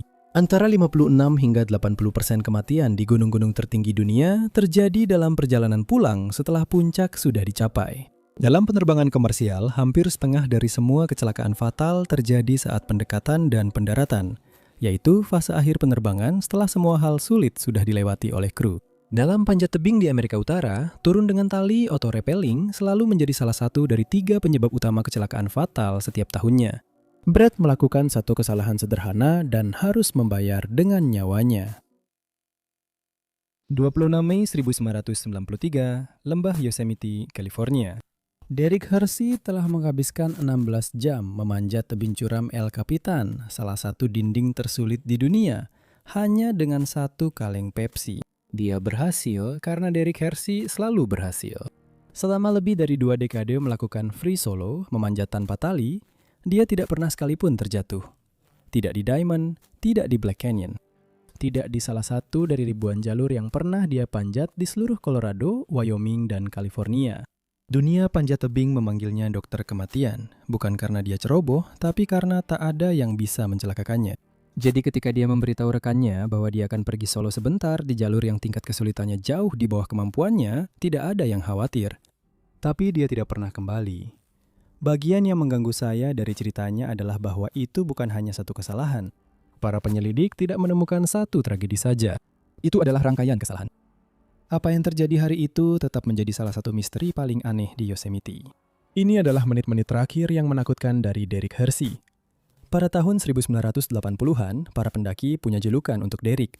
Mereka memanggilnya dokter kematian. Dan sejujurnya, ketika kamu melihat apa yang dilakukan pria ini di tebing, kamu mungkin akan setuju. Pada tahun 1989, Derek tiba di dasar Diamond, sebuah dinding hampir vertikal setinggi 900 kaki dan salah satu dinding gunung yang paling ditakuti di Amerika Utara pada saat itu. Dia hanya sarapan 3 Fig Newton dan 1 kue snowball. Lalu, tanpa tali, dia memanjat satu sisi gunung itu, turun di sisi yang berbeda, dan memanjat kembali dalam satu rangkaian pendakian tanpa tali, tanpa henti. Menempuh hampir 3.000 kaki vertikal tebing teknis, semuanya sebelum tengah hari. 2 tahun setelah itu, Derek kembali ke Black Canyon di Taman Nasional Gunnison, Colorado. Itu adalah ngarai yang begitu dalam dan sempit, sehingga ketika Anda berdiri di tepinya dan melihat ke bawah, sungai di dasarnya tampak seperti benang perak tipis. Dindingnya turun hampir 1.700 kaki lurus ke bawah. Lebih gelap dari apapun yang pernah Anda lihat. Dihiasi dengan batuan kuno yang belum pernah terkena sinar matahari selama jutaan tahun. Kebanyakan pendaki yang mencoba ini menyebutnya sebagai pengalaman yang secara psikologis menyesakkan dan melakukannya dengan tali pengaman lengkap rekan serta persiapan berhari-hari. Derek pergi sendirian dan dalam satu hari dia memanjat 3 dinding terpisah di ngarai itu, menaklukkan lebih dari 30 bagian jalur panjat terpisah. Itu seperti memanjat gedung Empire State dari atas ke bawah sebanyak 3 kali, semuanya dalam waktu kurang dari 4 jam. Jadi nama Dr. Death jelas bukan berlebihan. Bagaimana seseorang bisa menjadi seperti ini? Sangat sederhana. Derek dibesarkan di pinggiran barat daya Manchester dalam keluarga kelas pekerja pada akhir 1950-an. Ayahnya mengenalkannya pada kegiatan hiking, tapi dia ingin memanjat tebing-tebing kuno yang gelap dan kasar yang menjulang dari pedesaan Inggris. Masalahnya adalah seorang anak berusia 13 tahun tidak punya uang untuk membeli perlengkapan panjat tebing. Tali, harness, perlengkapan keselamatan. Tidak ada satupun yang murah. Jadi dia melakukan satu-satunya hal yang bisa dilakukan. Dia memanjat tanpa menggunakan perlengkapan apapun. Sementara anak-anak lain bermain kriket, Derek kecil memanjat tebing tanpa alat pengaman. Itulah asal mula ceritanya. Menjelang akhir masa remajanya, dia menjadi bagian dari generasi pendaki muda Inggris yang menjadikan tebing sebagai hidup mereka. Mereka tidur di halte bus, lokasi konstruksi, dan gudang kayu. Mereka mengambil tunjangan pengangguran setiap 2 minggu sekali dan menghabiskan uangnya untuk mendaki. Tidak ada hal lain, tidak ada rencana karir, tidak ada tabungan, tidak ada apartemen, hanya batu kapur, grit, dan langit Inggris yang dingin di atas mereka. Derek bukan satu-satunya pemanjat berbakat di kelompok itu. Tapi yang membedakannya adalah sesuatu yang lebih sulit untuk dijelaskan. Dia orang yang berisik, murah hati, dan nyaris kelewat ceria dan supel. Itu sangat membantunya ketika dia menumpang ke pegunungan Alpen tanpa membawa uang dan makanan, kecuali 24 batang coklat Mars. Dia memanjat jalur-jalur saat hujan yang bahkan orang lain tidak mau sentuh dalam kondisi sempurna. Jadi tentu saja dia menemukan cara untuk terbang ke California untuk melihat Yosemite secara langsung pada tahun 1980. Karena bagi kamu dan aku, dinding granit itu terlihat baik-baik saja. Tapi bagi Derek, ini adalah surga. Derek menghabiskan 3 bulan di sana, tidur di dasar dinding-dinding itu bersama pendaki lain dan memanjat setiap hari. Dia kembali ke Inggris di akhir masa tinggalnya, tapi ada sesuatu yang telah berubah. Tebing-tebing di Yosemite telah menunjukkan kepadanya tingkat panjat tebing yang sebelumnya tidak pernah dia tahu ada. Inggris, tempat tinggalnya seumur hidup, tiba-tiba terasa kecil. Jadi, dia pun tetap tinggal. Dia menumpang dari kota New York ke Boulder, Colorado, hanya dengan $40 di sakunya. Rencananya hanya tinggal selama 2 minggu, tapi dia tidak pernah pergi. Boulder pada tahun 1980-an adalah segalanya yang memang cocok untuk Derek. Panjat tebingnya kelas dunia, gaya hidupnya murah dan tepat di luar kota. Terukir di dinding batu pasir sebuah ngarai sungai sempit bernama El Dorado, terdapat beberapa dinding panjat tebing terbaik di Amerika Utara. Derek menyebutnya sebagai kantornya. Di luar ngarai, Derek Hersey adalah sosok yang belum pernah benar-benar lahir dari Boulder sebelumnya. Dia lantang dan selalu ceria. Dia menyapa semua orang yang ditemuinya dengan "Hey Punter." Dia menyebut kantong kapurnya sebagai tas keberaniannya. Dia tidak punya mobil, bahkan tidak pernah belajar mengemudi. Kamarnya nyaris asketis karena Derek Hersey hampir tidak memiliki apa-apa. Tapi itu tidak masalah. Bagi Derek, kepemilikan barang tidak membuatmu bisa mendaki lebih banyak tebing dan tidak membuatmu mendapatkan lebih banyak teman. Setiap pagi, Derek akan tiba di El Dorado Canyon seperti pekerja shift yang absen, menaburi tangannya dengan kapur, mengikat sepatunya, dan mulai memanjat menara batu setinggi 300 kaki yang disebut Wind Tower. Dia akan naik satu jalur, turun di jalur berikutnya, naik lagi di jalur selanjutnya, menyeberangi seluruh dinding dari sisi ke sisi dengan kesabaran dan ketelitian yang membuat para pemanjat lain terdiam. Ngomong-ngomong, Wind Tower bukanlah dinding untuk pemula. Jalur-jalur di sana berkisar dari yang cukup sulit hingga sangat teknis. Kebanyakan pemanjat yang mencoba bagian-bagian tertentu melakukannya dengan tali, rekan, dan konsentrasi penuh yang terfokus. Derek melakukannya sebagai pemanasan. Dan kemudian pendakian yang sebenarnya akan dimulai. Kamu mungkin berpikir seorang pemanjat seperti ini bergerak cepat dan sembrono, selalu memacu diri lebih keras, selalu mengejar sensasi berikutnya. Derek justru sebaliknya. Dia tidak pernah terburu-buru saat memanjat tebing. Tidak seperti pemanjat free solo lainnya yang berani dan bergerak cepat di tebing untuk meminimalkan waktu mereka dalam bahaya, Derek memilih pendakian yang lambat, penuh pertimbangan, hampir seperti meditasi. Dan dia tidak pernah mencoba jalur yang dia tidak benar-benar yakin bisa dia panjat secara free solo. Dia tidak melihat soloing sebagai sesuatu yang ekstrim atau berbahaya. Itu hanyalah cara paling murni untuk benar-benar hidup. Tidak ada tali yang harus diatur, tidak ada rekan yang harus ditunggu, tidak ada bagian dari pikirannya yang berada di tempat lain selain pada tebing tepat di depannya. Hanya gerakan, ritme, dan keharusan mutlak bahwa setiap gerakan harus benar. Pada musim semi tahun 1993, Derek Hersey memiliki salah satu catatan pendakian paling luar biasa dalam sejarah olahraga ini. Selama lebih dari 2 dekade, daftar pencapaiannya mencakup ribuan jalur di Colorado, Wyoming, California, dan bahkan lebih jauh lagi. Tebing demi tebing demi tebing, semuanya tanpa tali. Buku panduan panjat tebing lokal miliknya menceritakan seluruh kisah tanpa satu kata penjelasan pun. Di samping hampir setiap jalur yang tercantum di buku itu, jalur demi jalur di ratusan halaman, Derek telah menulis satu kata dengan tulisan tangannya sendiri, solo. Selama lebih dari 2 dekade, perkiraan total ketinggian vertikal yang dipanjat Derek Hersey tanpa tali adalah sekitar 1,5 juta kaki. Itu setara dengan mendaki dari permukaan laut ke puncak Gunung Everest lebih dari 50 kali. Dan di suatu titik sepanjang perjalanan itu, anak urakan dari Manchester yang tiba di Amerika dengan $40 telah membangun sesuatu yang nyata. Nyata. Para pendaki berpengalaman mulai mencarinya. Orang-orang yang ingin mendaki bersama yang terbaik, yang rela membayar mahal hanya untuk mengikuti Derek memanjat tebing selama sehari. Jadi dia mengubah itu menjadi bisnis pendakian. Dia menamainya Extreme Rock. Spesialisasinya sederhana. Tunjukkan saja padanya jalur pendakian apapun, dan 20 detik kemudian, Anda akan menyusul Derek di jalur itu. Kabar itu cepat menyebar. Bisnisnya langsung sukses dalam semalam. Bisnis barunya memberinya cukup uang untuk membeli perlengkapan dan menggunakan tali saat memanjat, tapi dia tidak pernah berhenti melakukan free solo. Bisa dibilang, itu selalu menjadi cinta pertamanya. Bagi seorang pria yang belum pernah memiliki mobil, tidak pernah belajar mengemudi, dan telah menghabiskan bertahun-tahun tidur di gudang kayu, inilah titik paling stabil yang pernah dicapai Derek Hersey. Dia punya pacar. Dia memanjat lebih baik dari sebelumnya. Akhirnya dia menghasilkan uang dari 2 hal yang paling dia cintai, memanjat dan berbicara keras sambil memegang bir di tangan. Hidup, singkatnya, benar-benar sempurna. Pada pertengahan Mei 1993, Derek dan rekan panjatnya, Craig Lobon, mengemas perlengkapan mereka dan berkendara dari Boulder ke lembah Yosemite. Mereka punya satu tujuan utama untuk perjalanan itu. Apa yang terjadi selanjutnya adalah salah satu misteri tak terpecahkan terlama di Yosemite. 26 Mei 1993, pukul 3 pagi. Lembah Yosemite benar-benar gelap dan sunyi. Tidak ada suara di lembah kecuali 2 pria yang dengan tenang mengemas perlengkapan mereka, bersiap untuk menghadapi hari pendakian tersulit yang pernah mereka coba selama perjalanan ini. Mereka akan mencetak sejarah. Pada pukul 5.15 pagi, mereka sudah berada di dasar tebing. Kali ini, yang tidak biasa bagi Derek, ada tali dan perlengkapan teknis. Pendakian ini memang membutuhkannya. Di atas mereka, menjulang setinggi 3.000 kaki, lurus ke langit hitam, terdapat salah satu jalur panjat tebing paling teknis di Amerika Utara, yaitu The Nose. Kebanyakan pendaki serius menghabiskan waktu 4 hingga 5 hari di sana, tidur di dinding tebing dan menggantung tenda, merayap sedikit demi sedikit menuju puncak, satu bagian demi satu bagian. Derek dan Craig mencoba melakukannya dalam waktu kurang dari 1 hari. Selama 16 jam berikutnya, mereka terus memanjat, lintasan demi lintasan demi lintasan.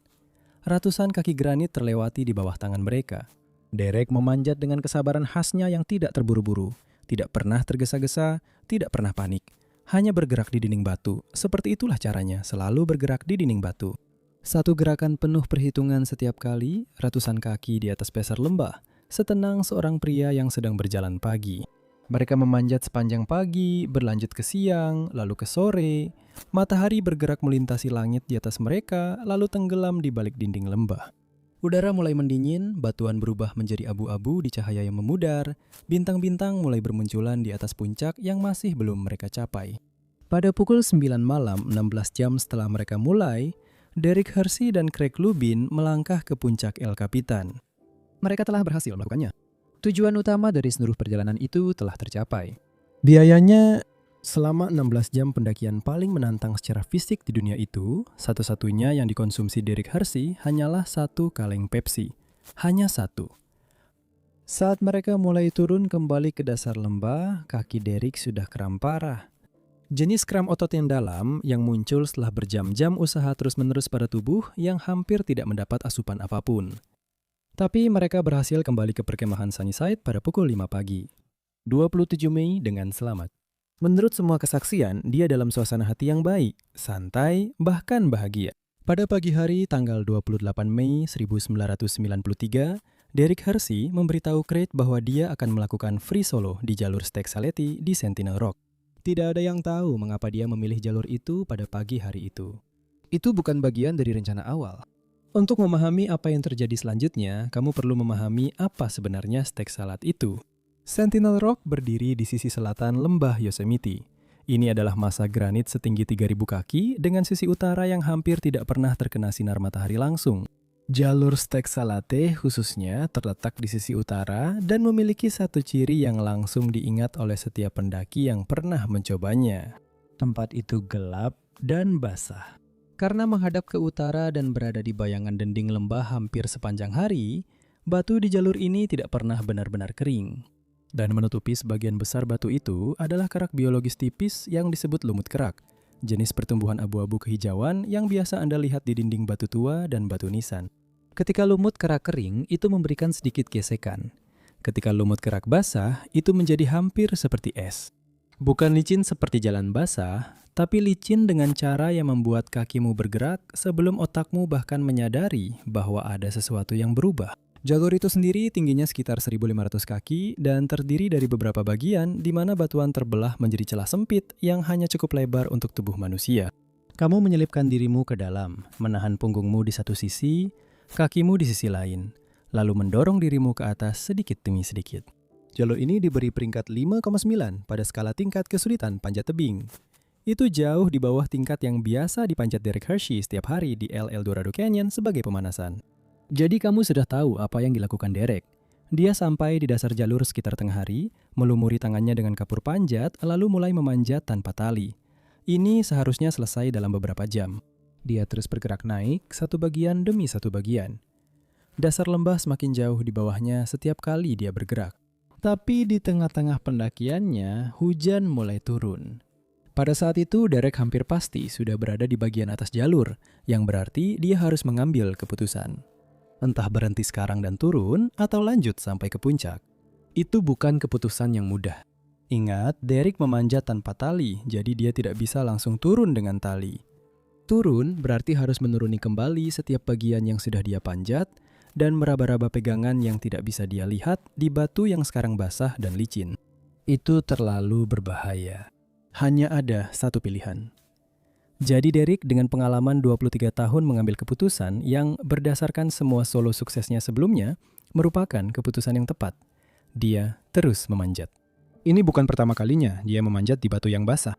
Gerimis ringan di rute dengan tingkat kesulitan 5,9 bukan alasan untuk berhenti.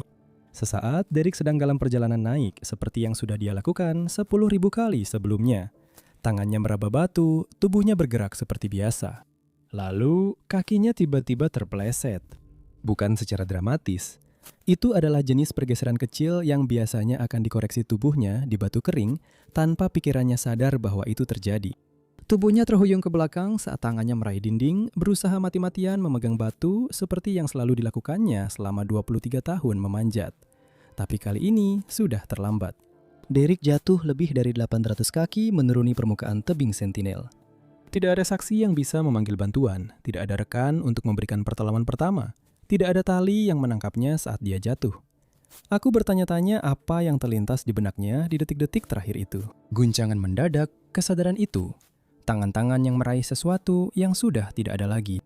Psikolog yang mempelajari olahraga ekstrim mengatakan bahwa dalam momen jatuh bebas yang tiba-tiba, otak tidak panik seperti yang dibayangkan kebanyakan orang.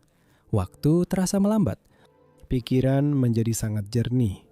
Sepenuhnya terfokus pada saat ini dengan cara yang hampir terasa damai. Apa yang dia rasakan pada saat itu mungkin kita tidak akan pernah tahu. Derek mendarat dengan keras di sebuah tonjolan batu 850 kaki di atas dasar lembah sore itu, 28 Mei 1993. Benturan itu langsung dan mematikan. Malam itu, temannya sekaligus rekan pendakiannya, Craig Lubin, menunggu di perkemahan. Hal ini tidak langsung membuat khawatir. Derek terkadang menambah jalur ekstra setelah menyelesaikan tujuan utamanya. Terkadang hal ini membuatnya harus bermalam tanpa rencana di gunung. Namun ketika ia memeriksa tendanya keesokan pagi pada 29 Mei dan mendapati tenda itu kosong, Craig langsung menelpon 911. Tim pencari mulai bergerak ke posisi di seluruh lembah untuk mencari Derek. Sekitar pukul 9 pagi, pendaki lain melihat sebuah tubuh di sebuah langkan batu sekitar 850 kaki di atas dasar Sentinel Rock. Mereka menelpon Craig untuk memastikan apa yang sebenarnya sudah mereka ketahui tapi tidak bisa mereka akui. Ketika Craig tiba, jatuhnya begitu parah sehingga dia hanya bisa mengenali Derek dari pakaian yang dikenakannya. Dia baru berusia 36 tahun. Dalam beberapa hari setelahnya, reaksi semua orang bukanlah duka, melainkan penyangkalan. Kecelakaan seperti ini seharusnya tidak terjadi pada seseorang dengan tingkat pengalaman seperti Derek. Itu seharusnya tidak terjadi. Dan mereka benar, itu memang tidak masuk akal. Tapi ketika fakta-fakta disusun secara berurutan, gambaran yang mengerikan mulai terbentuk. Derek telah menghabiskan 16 jam di El Capitan 2 hari sebelumnya hanya dengan 1 kaleng Pepsi. Kerusakan otot yang dialami akibat beraktivitas dengan nyaris tanpa asupan tidak akan hilang hanya dengan 1 hari istirahat. Dan kelelahan tidak hanya membuatmu melambat. Penelitian menunjukkan bahwa hal itu mengubah cara otak memproses bahaya. Hal itu menumpulkan reaksi sepersekian detik dan koreksi otomatis yang dilakukan tubuhmu tanpa berpikir. Lalu saat pendakian pemulihan, dia menghadapi hujan di bebatuan yang seharian tidak terkena sinar matahari langsung, mengubah permukaan yang sudah dikenalnya menjadi sesuatu yang tak terduga, tanpa tali dan tanpa jalan turun. Jika kejadian-kejadian ini terjadi secara terpisah, kemungkinan besar Derek selamat. Tapi jika keduanya terjadi bersamaan, maka terjadilah sebuah peristiwa. Para ahli menyebutnya model keju Swiss, ketika beberapa kegagalan kecil selaras dengan sempurna, seperti lubang-lubang pada irisan keju Swiss yang bertumpuk satu sama lain. Sampai tiba-tiba, ada garis lurus dari satu sisi ke sisi lainnya, dan tidak ada lagi yang bisa menghentikan apapun yang melewatinya. Dalam sebuah wawancara tahun 1993, mereka bertanya kepada Derek tentang panjat tebing bebas dan apakah dia punya keinginan untuk mati. Dia langsung membantah, tidak ada hal lain yang membuat saya merasa begitu hidup. Saat kamu melakukan free solo, kamu tidak boleh terdistraksi. Kamu harus fokus pada alur dari satu gerakan ke gerakan berikutnya. Kamu hanya ada di saat ini, katanya. Pada 28 Mei 1993, di suatu tempat di sisi utara Sentinel Rock, dia kehilangan fokus itu sekali. Itu adalah yang terakhir kalinya. Derek Hersey meninggal karena setiap kegagalan kecil yang tak terlihat selaras sempurna hingga berujung pada tragedi yang tidak bisa dia prediksi. 28 Juli 2007. Fogger Cliffs, pantai Irlandia. Michael Riordan menuruni tebing laut sendirian, tanpa tali, tanpa sabuk panjat. Hanya suara Samudra Atlantik di bawahnya dan 38 tahun keahlian panjat tebing. Jalur di bawah kakinya adalah jalur yang pernah ia panjat sebelumnya. Batunya kering. Kondisinya sempurna. Dia sepenuhnya menguasai situasi saat menuruni tebing sejauh 600 kaki. Teman fotografernya berdiri di tepi pantai mengawasinya, mengambil foto seorang pemanjat free solo legendaris untuk dibawa pulang kepada istri dan putrinya yang berusia 13 tahun. Dan kemudian, tiba-tiba tanpa peringatan, dia menghilang. Inilah yang terjadi pada menit-menit terakhir Michael Reardon yang mencekam. Saya telah meliput banyak cerita panjat tebing akhir-akhir ini, tapi jujur saja, ini adalah salah satu yang paling tak terduga dan mengerikan yang pernah saya ceritakan. Karena 13 Juli 2007 seharusnya menjadi hari terakhir Michael Reardon di Irlandia. Bukan hari terakhir karena sial, tapi memang sudah direncanakan. Dia sudah berada di sana selama sebulan dan menghabiskan 30 hari menjelajahi tebing laut Atlantik Irlandia, membuat jalur di batu yang belum pernah disentuh oleh pendaki manapun. Itu berarti 240 jalur dalam 4 perjalanan ke Pulau Valentia, dan hari itu adalah hari terakhirnya. Rencana untuk pagi berikutnya adalah makan malam perpisahan yang sudah dipesan di Beaufort Inn, sementara di dalam kotak perhiasan yang tersembunyi di bawah pakaiannya di rumah temannya ada 3 cincin yang serasi. 1 untuk dirinya sendiri, istrinya Marcy, dan putri mereka yang berusia 13 tahun. Rencana awal untuk hari terakhir ini adalah dengan santai naik perahu ke Kepulauan Skellig. Menara batu kuno yang dramatis itu menjulang langsung dari Samudra Atlantik. Pasti dikenali oleh para penggemar Star Wars. Tapi cuaca buruk dan ombak besar membuat itu tidak mungkin dilakukan.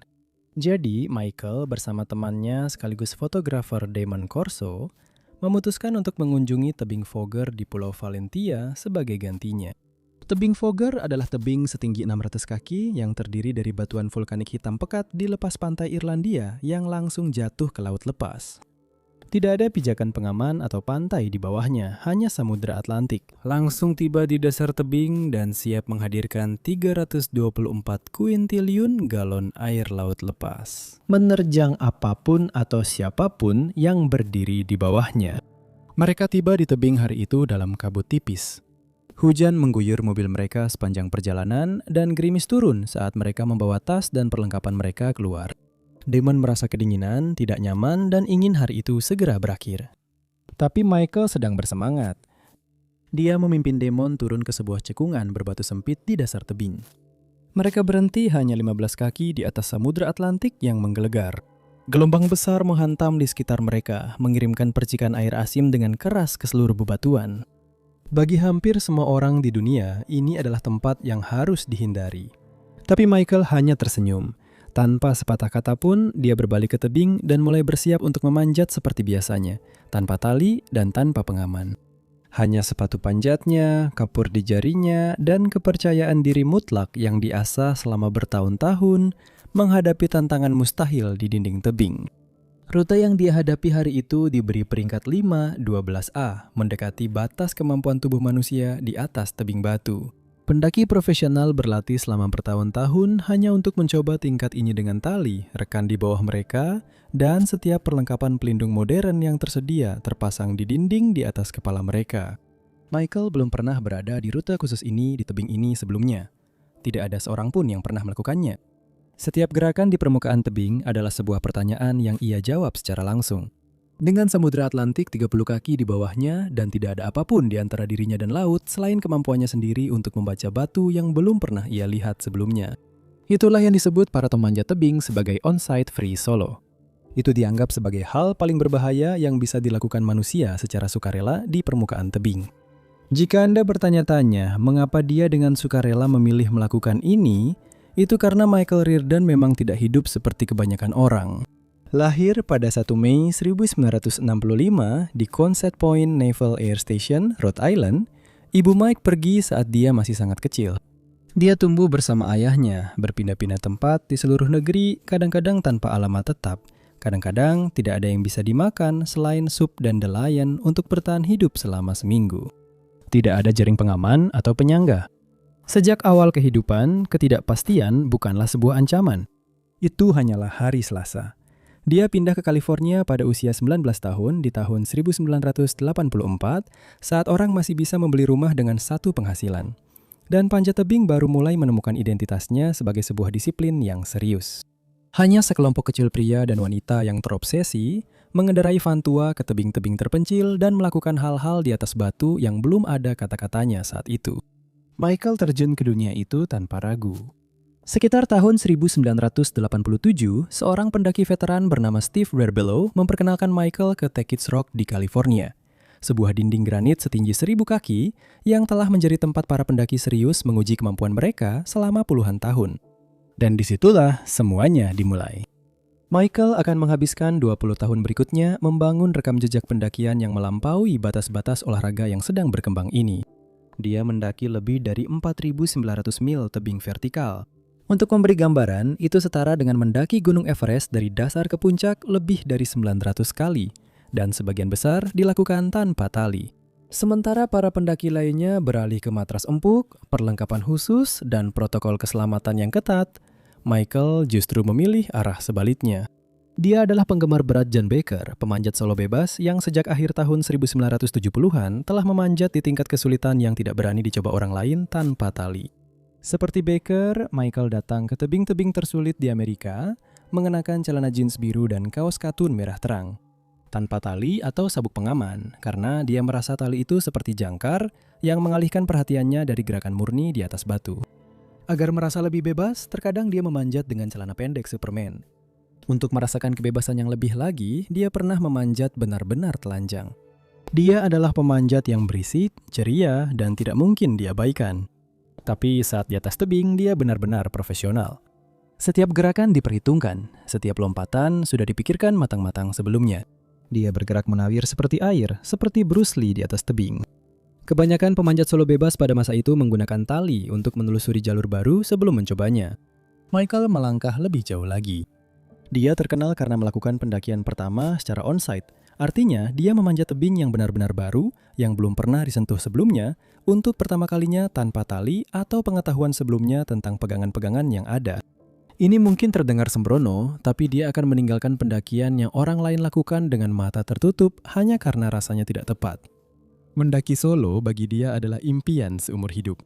Dia punya pola pikir mendaki yang unik yang dia sebut sebagai 8-foot eggshell. Saat berada di tebing tanpa tali, pikirannya memiliki batas tak terlihat. Tidak ada masa lalu, tidak ada masa depan, tidak ada rasa takut jatuh atau angin yang menderu, atau tanah ratusan kaki di bawah.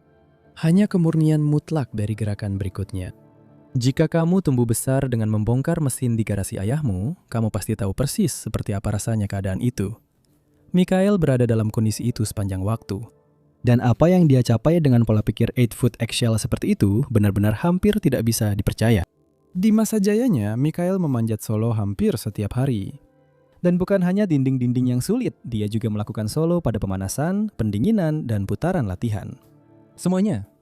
Suatu kali pada akhir April 2004, Michael mengemudi ke Taman Nasional Joshua Tree, surga para pemanjat di California Selatan, dengan lebih dari 8.000 jalur yang sudah terdokumentasi tersebar di formasi-formasi terkenalnya.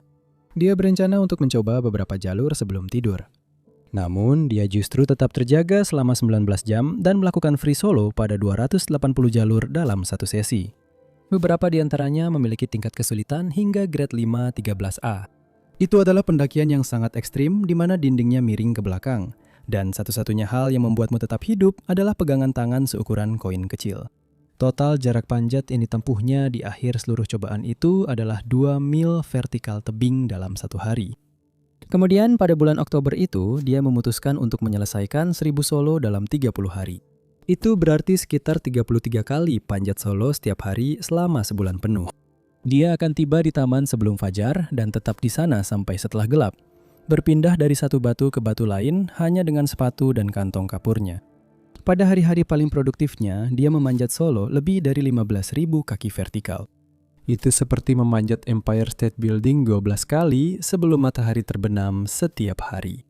Tahun berikutnya, Agustus 2005, dia menghadapi salah satu jalur gunung paling ambisius di Amerika, Palisade Traverse di pegunungan Sierra Nevada.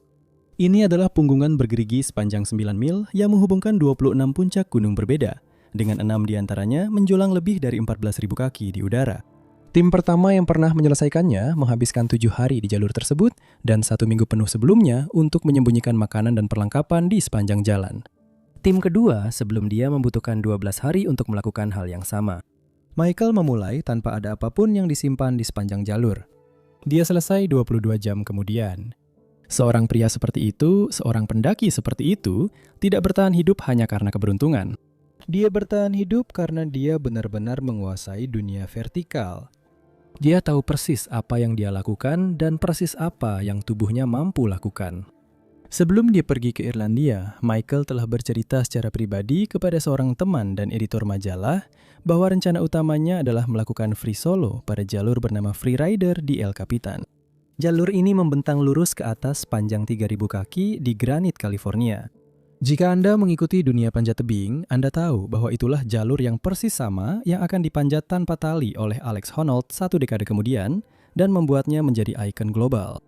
Michael Riordan diam-diam berencana untuk melakukannya terlebih dahulu. Seluruh bulan ini di Irlandia hanyalah dirinya mempersiapkan pikiran dan tubuhnya untuk hadiah terbesar dalam sejarah panjat tebing. Jadi, saat Michael melangkah ke dinding yang belum pernah dipanjat siapapun sebelumnya pada 13 Juli 2007, dia mungkin mengingatkan dirinya sendiri tentang apa arti pendakian ini. Sebuah latihan, bagian dari proses. Rute Michael hari itu berada di sisi utara tebing dengan batu serpentin hitam legam yang menukik langsung ke Samudra Atlantik. Sekitar 10 meter jauhnya, Damon berada tepat di seberang di sebuah tepi batu datar, mengambil foto pendakian itu. Mereka berdua dipisahkan oleh celah sempit berisi air Samudra Atlantik yang bergejolak. Langkah-langkah pertama adalah yang paling sulit. Batu basah dan tanpa jejak kapur membuat jarinya meraba-raba batu hitam yang asing itu untuk mencari sesuatu yang bisa dipegang. Pada tingkat kesulitan tebing yang sedang ia panjat itu, pegangan yang ada sangat tipis seperti silet, bahkan dalam kondisi terbaik sekalipun. Hari ini, pegangan itu dilapisi garam basah akibat ombak yang menghantam. Di bawahnya, Samudra Atlantik menghentamkan seluruh kekuatan ganas lautan ke dasar dinding itu. Sedikit saja sepatu basahnya tergelincir atau satu pegangan patah, dia akan jatuh telentang tanpa tahu kemana, ke air berbuih yang bergolak. Tapi Michael membaca permukaan batu yang polos itu seketika, mengunci jari-jarinya yang berlumur kapur pada tepian yang tak terlihat, dan menekan sepatu karetnya ke pijakan kecil di batu licin itu. Dia bergerak dengan keanggunan yang luwes namun mengerikan, meluncur naik tebing batu dengan kesempurnaan mekanis yang mutlak. Naik dan terus naik. Dia sampai perlahan dan hati-hati mencapai puncak. Pendakian pertama selesai. Dia berhenti sejenak di puncak, Samudra Atlantik membentang tanpa akhir di belakangnya, Irlandia di belakangnya, dinding hitam pekat di bawah kakinya. Yang harus dia lakukan sekarang hanyalah turun kembali. Kali ini dia menuruni jalur yang benar-benar berbeda, yang dinilai lebih mudah, yaitu 5.10. Tapi inilah yang kebanyakan orang tidak tahu tentang memanjat tanpa tali. Turun jauh lebih berbahaya daripada naik. Saat kamu naik, matamu yang memimpin jalan. Kamu bisa melihat batu, merencanakan urutannya, lalu tubuhmu mengikuti. Turun berarti kamu memanjat dalam keadaan buta. Tubuhmu sendiri menghalangi pandanganmu ke dinding di bawahmu. Kamu harus menurunkan seluruh berat badanmu ke dalam kehampaan sambil mengelurkan satu kaki ke bawah dan mempercayai kekuatan genggaman serta ingatanmu untuk menemukan pijakan setipis silet yang bahkan tidak bisa kamu lihat. Satu kesalahan perhitungan, satu kaki diletakkan 1 inci terlalu ke kiri dan gravitasi menang. Tapi Michael berhasil lolos. Pada pukul 5 sore, sepatu karetnya menyentuh batu datar di sebuah platform kecil di atas lempengan batu datar yang menonjol dari dinding tebing. Bukan tanah atau pantai, melainkan sebuah tonjolan batu kecil yang terletak sekitar 15 kaki tepat di atas Samudra Atlantik yang bergelora. Batu di bawah kakinya berwarna hitam karena lumut tebal dan basah licin seperti es. Itu bukan tempat yang aman untuk tinggal lama, tapi dia memang tidak berniat begitu. Dia sudah melakukan apa yang ingin dia lakukan di Pulau Valencia. Tepat di seberangnya, di seberang teluk sempit itu pada ketinggian yang kurang lebih sama, temannya, Damon, telah menghabiskan seluruh pendakian dengan kameranya terangkat, merekam setiap gerakan yang menegangkan. Awalnya itu sangat mendebarkan, tapi adrenalin karena melihat temannya selamat sudah mulai hilang. Damon kedinginan, basah kuyup sampai ke tulang karena hujan dingin, dan sangat ingin segera kembali ke kehangatan hotel mereka. Dia menurunkan kameranya, mengusap air dari wajahnya, dan berteriak di tengah deru ombak yang menghantam, bahwa sudah waktunya berkemas dan pergi. Seluruh perjalanan selama sebulan itu resmi berakhir. Untuk kembali ke Damon, yang harus dilakukan Michael hanyalah menyeberangi celah sempit berisi air laut yang bergejolak, tempat Samudra Atlantik mengalir masuk dan mundur di antara mereka. Tidak perlu memanjat. Tapi kamu juga tidak bisa begitu saja berjalan menyeberang. Kamu harus menunggu jeda di antara ombak besar, bergerak cepat, dan sampai ke sisi lain sebelum ombak berikutnya datang. Saat Michael menunggu, dia melihat sekelilingnya. Ombak yang menghantam masuk ke saluran sempit itu adalah gelombang Samudra Atlantik yang murni. Tanpa hambatan selama 3.000 mil, memaksa masuk ke saluran sempit ini dan meledak di dinding batu hitam di semua sisi. Itu sangat ganas. Itu indah. Dia harus menjadikan pemandangan itu sebagai kenangan yang akan membekas selamanya. Jadi dia menoleh ke belakang ke arah Damon melalui kabut tebal dan berteriak bahwa dia belum ingin pergi.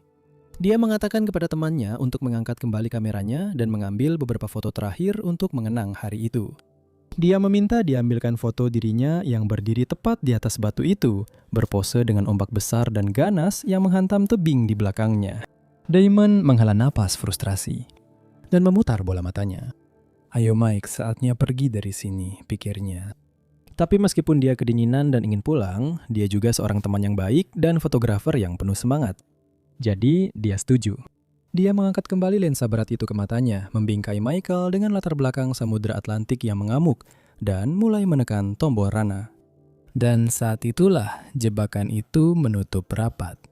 Lihat, saat Michael berdiri santai, berpose, benar-benar tenang di atas batu yang licin seperti es di tengah Samudra Atlantik, airnya berputar dengan energi yang kacau dan tak terduga.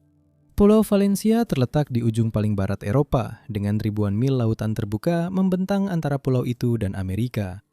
Setiap badai yang melintasi lautan itu mengirimkan energinya langsung ke tebing-tebing ini. Dan biasanya, kamu bisa membacanya. Kamu bisa mendengar ombak yang mulai terbentuk. Kamu bisa melihatnya bergulung masuk. Kamu bisa menghitung waktunya. Tapi kadang-kadang sebuah ombak masuk ke celah sempit dan bentuk geometri mempersempit serta memperkuatnya menjadi gelombang besar, cepat, dan dahsyat yang menyapu segala sesuatu di jalurnya. Dan lautan tidak memberi tanda saat itu akan terjadi. Saat Damon mengambil foto, dia melihat dalam hitungan detik melalui lensa kameranya bahwa sebuah ombak besar sedang melengkung langsung ke arah celah itu dan langsung menuju ke bagian tempat Michael berdiri. Beberapa detik kemudian, ombak itu menghantam. Apa yang terjadi selanjutnya sangat brutal.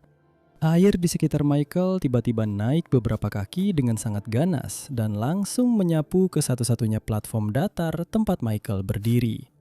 Tidak ada waktu. Air menghantam Michael dengan kekuatan seperti kereta barang di lututnya dan menjatuhkannya hingga terbaring kelentang di atas batu yang ditutupi alga, sementara air mengalir deras di sekelilingnya. Begitu dia merasakan ombak menghantamnya, naluri bertahan hidup Michael Riordan yang terasah selama 20 tahun langsung bekerja. Dia tidak panik, dia melihat ke atas dan di atas platform itu ada tepian yang lebih tinggi. Jika dia bisa mencapainya, dia akan berada di atas jangkauan ombak. Dia meraih ke atas dan segera mencoba memanjat. Jari-jarinya menekan kuat pada batu hitam legam itu, mencari sesuatu, apa saja untuk digenggam. Sesuatu untuk menarik dirinya ke atas, menjauh dari jangkauan air.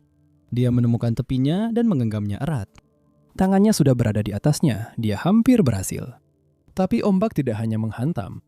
Ombak itu surut. Air di kaki Fogger Cliffs bukan sekadar lautan biasa. Karena bentuk bebatuannya, tempat itu berfungsi seperti mesin cuci raksasa. Jadi, ketika ombak besar Atlantik menghantam permukaan tebing, airnya memantul kembali, menciptakan arus yang ganas dan berputar yang menarik ke bawah dengan kekuatan yang sangat besar dan menghancurkan. Michael kembali dihantam keras oleh tarikan arus itu. Dia kehilangan pegangan dan dia terjatuh. Tapi tetap saja, dia melemparkan tangannya ke depan untuk meraih permukaan, mencoba menangkap sesuatu, apa saja untuk berpegangan. Tapi tidak ada apa-apa. Permukaan bagian itu adalah batu yang tertutup alga, tidak memberikan gesekan, tidak ada pegangan, tidak ada apa-apa. Kekuatan ribuan galon air deras yang menyeretnya tak terbendung, dan itu langsung menyeretnya. Tidak ada yang bisa dia lakukan. Michael terseret melewati tepi platform yang tertutup alga, 15 kaki di atas, dan jatuh ke perairan Atlantik yang bergolak. Dan begitu dia menyentuh air, arus langsung menangkap dan membawanya menjauh dari tebing dan ke laut lepas hanya dalam hitungan detik. Seolah-olah dia tidak memiliki berat sama sekali. Damon mencabut kamera dari matanya karena syok dan ngeri, berteriak memanggil nama Michael ke dalam angin yang menderu. Dia merangkak ke tepi curug pantai dan mengamati air yang bergejolak di depannya. Putus asa mencari warna merah terang dari kaos Michael. Selama beberapa detik yang menakutkan, tidak ada apa-apa selain air laut yang mengamuk. Lalu, Michael muncul ke permukaan. Pada saat itu, dia sudah terbawa arus hampir 165 yard ke tengah laut. Bahkan di tengah ombak Atlantik yang bergelora, dengan celana jeans denim berat dan sepatu panjat yang membebaninya, Michael tetap bergerak aktif. Dia adalah seorang penyintas. Dia mengayuh sekuat tenaga melawan arus, berusaha sebisa mungkin untuk berenang kembali ke bebatuan dan naik ke atasnya. Gaiman tidak akan hanya berdiri di sana. Dari posisinya, satu-satunya hal yang memisahkan dia dari Michael hanyalah celah sempit air laut Atlantik. Dia segera turun dengan panik mengobrak-abrik tumpukan perlengkapan dan tas yang mereka bawa, lalu mengeluarkan tali panjat statis. Dia bergegas kembali ke tepi terjal muara, menggulung tali berat di tangannya, lalu melemparkannya ke angin yang menderu. Dengan harapan putus asa, Michael bisa meraihnya. Tapi dia tidak bisa. Tali itu hanya sepanjang 200 kaki. Pada saat itu, Michael sudah berada 165 yard jauhnya, hampir 3 kali panjang tali tersebut. Tali itu sama sekali tidak sampai. Temannya sedang terseret keluar ke laut lepas oleh kekuatan yang berada di luar kendali manusia manapun. Tidak ada yang bisa dia lakukan. Panik mulai melanda. Dia tidak punya ponsel. Talinya tidak berguna dan tak ada cara untuk turun ke air yang bergolak itu tanpa langsung menemui ajal. Dan berbeda dengan sisi tempat Michael berada, sisi teluk tempat Damon berada terhubung dengan bagian lain pulau itu. Di belakangnya ada jalan setapak yang menanjak menuju pos penjaga pantai Valencia yang berjarak 1 mil. Itu satu-satunya pilihan yang tersisa. Dia berteriak kepada Michael dari seberang, menyuruhnya bertahan dan mengatakan bahwa dia akan mencari bantuan. Lalu dia berlari 1 mil menanjak di tengah kabut dan hujan, dengan kaki dan paru-parunya terasa terbakar. Setiap detik dia tidak ada di sana adalah 1 detik Michael semakin jauh. Pada pukul 17.15 Juli 2007, Damon menerobos masuk ke stasiun penjaga pantai dan dengan terengah-engah memberitahu mereka apa yang telah terjadi. Mereka langsung bergerak. Dalam waktu 15 menit setelah gelombang menghantam platform itu, mereka sudah berada di lokasi kejadian. Tapi saat itu, Michael sudah tidak terlihat lagi. Upaya penyelamatan yang dilakukan setelahnya adalah salah satu yang paling intensif dalam sejarah penjaga pantai Irlandia. 12 perahu penyelamat relawan, perahu penyelamat penjaga pantai, dan sebuah helikopter penyelamat melakukan pencarian hingga malam tiba. Selama 48 jam berikutnya, garis pantai Irlandia berubah menjadi grid pencarian raksasa. Helikopter dari pangkalan militer memindai air di bawahnya dengan pemindai inframerah. Penyelam Dinas Angkatan Laut, tim pencari darat, dan penyelam profesional lainnya menyisir setiap gua bawah air dan celah-celah tajam di sepanjang dasar tebing Fogger. Pada tanggal 15 Juli 2007, pihak berwenang secara resmi menghentikan upaya penyelamatan. Tidak mungkin dia bisa selamat. Yang tersisa hanyalah proses evakuasi jenazah. Bahkan saat itu pun mereka tidak menemukan apa-apa. Tidak ada tubuhnya, tidak ada pakaiannya, tidak ada sepatunya, tidak ada kalung yang ia kenakan. Michael benar-benar hilang. Dia berusia 42 tahun. Dan di saat-saat terakhirnya, cangkang telur pelindung setinggi 8 kaki itu kemungkinan besar dipenuhi rasa takut. Saya yakin dia bahkan tidak mendapat setengah detik untuk memikirkan pasangannya dan putrinya. Kamu mungkin bertanya pada dirimu sendiri hal yang sama seperti yang saya lakukan saat pertama kali mengetahui kisah ini. Kenapa seorang pria yang seluruh hidupnya dibangun di atas manajemen bahaya yang sangat presisi, justru memutuskan untuk tetap berada dalam bahaya demi foto-foto? Sekarang, begini ceritanya. Setiap bulan saya membuat satu video khusus untuk Patreon. Peringatan-peringatannya sudah ada. Kamu tidak akan melihatnya di tempat lain. Jika itu yang kamu suka, tautannya ada di deskripsi. Ada beberapa hal yang berperan di sini. Pertama adalah biologi. Ketika kamu benar-benar dalam bahaya fisik, kelenjar adrenalmu membanjiri aliran darahmu dengan adrenalin dan kortisol. Detak jantungmu meningkat, penglihatanmu menjadi lebih tajam. Otakmu memusatkan seluruh fokusnya pada ancaman langsung di depanmu. Segala hal lain menghilang.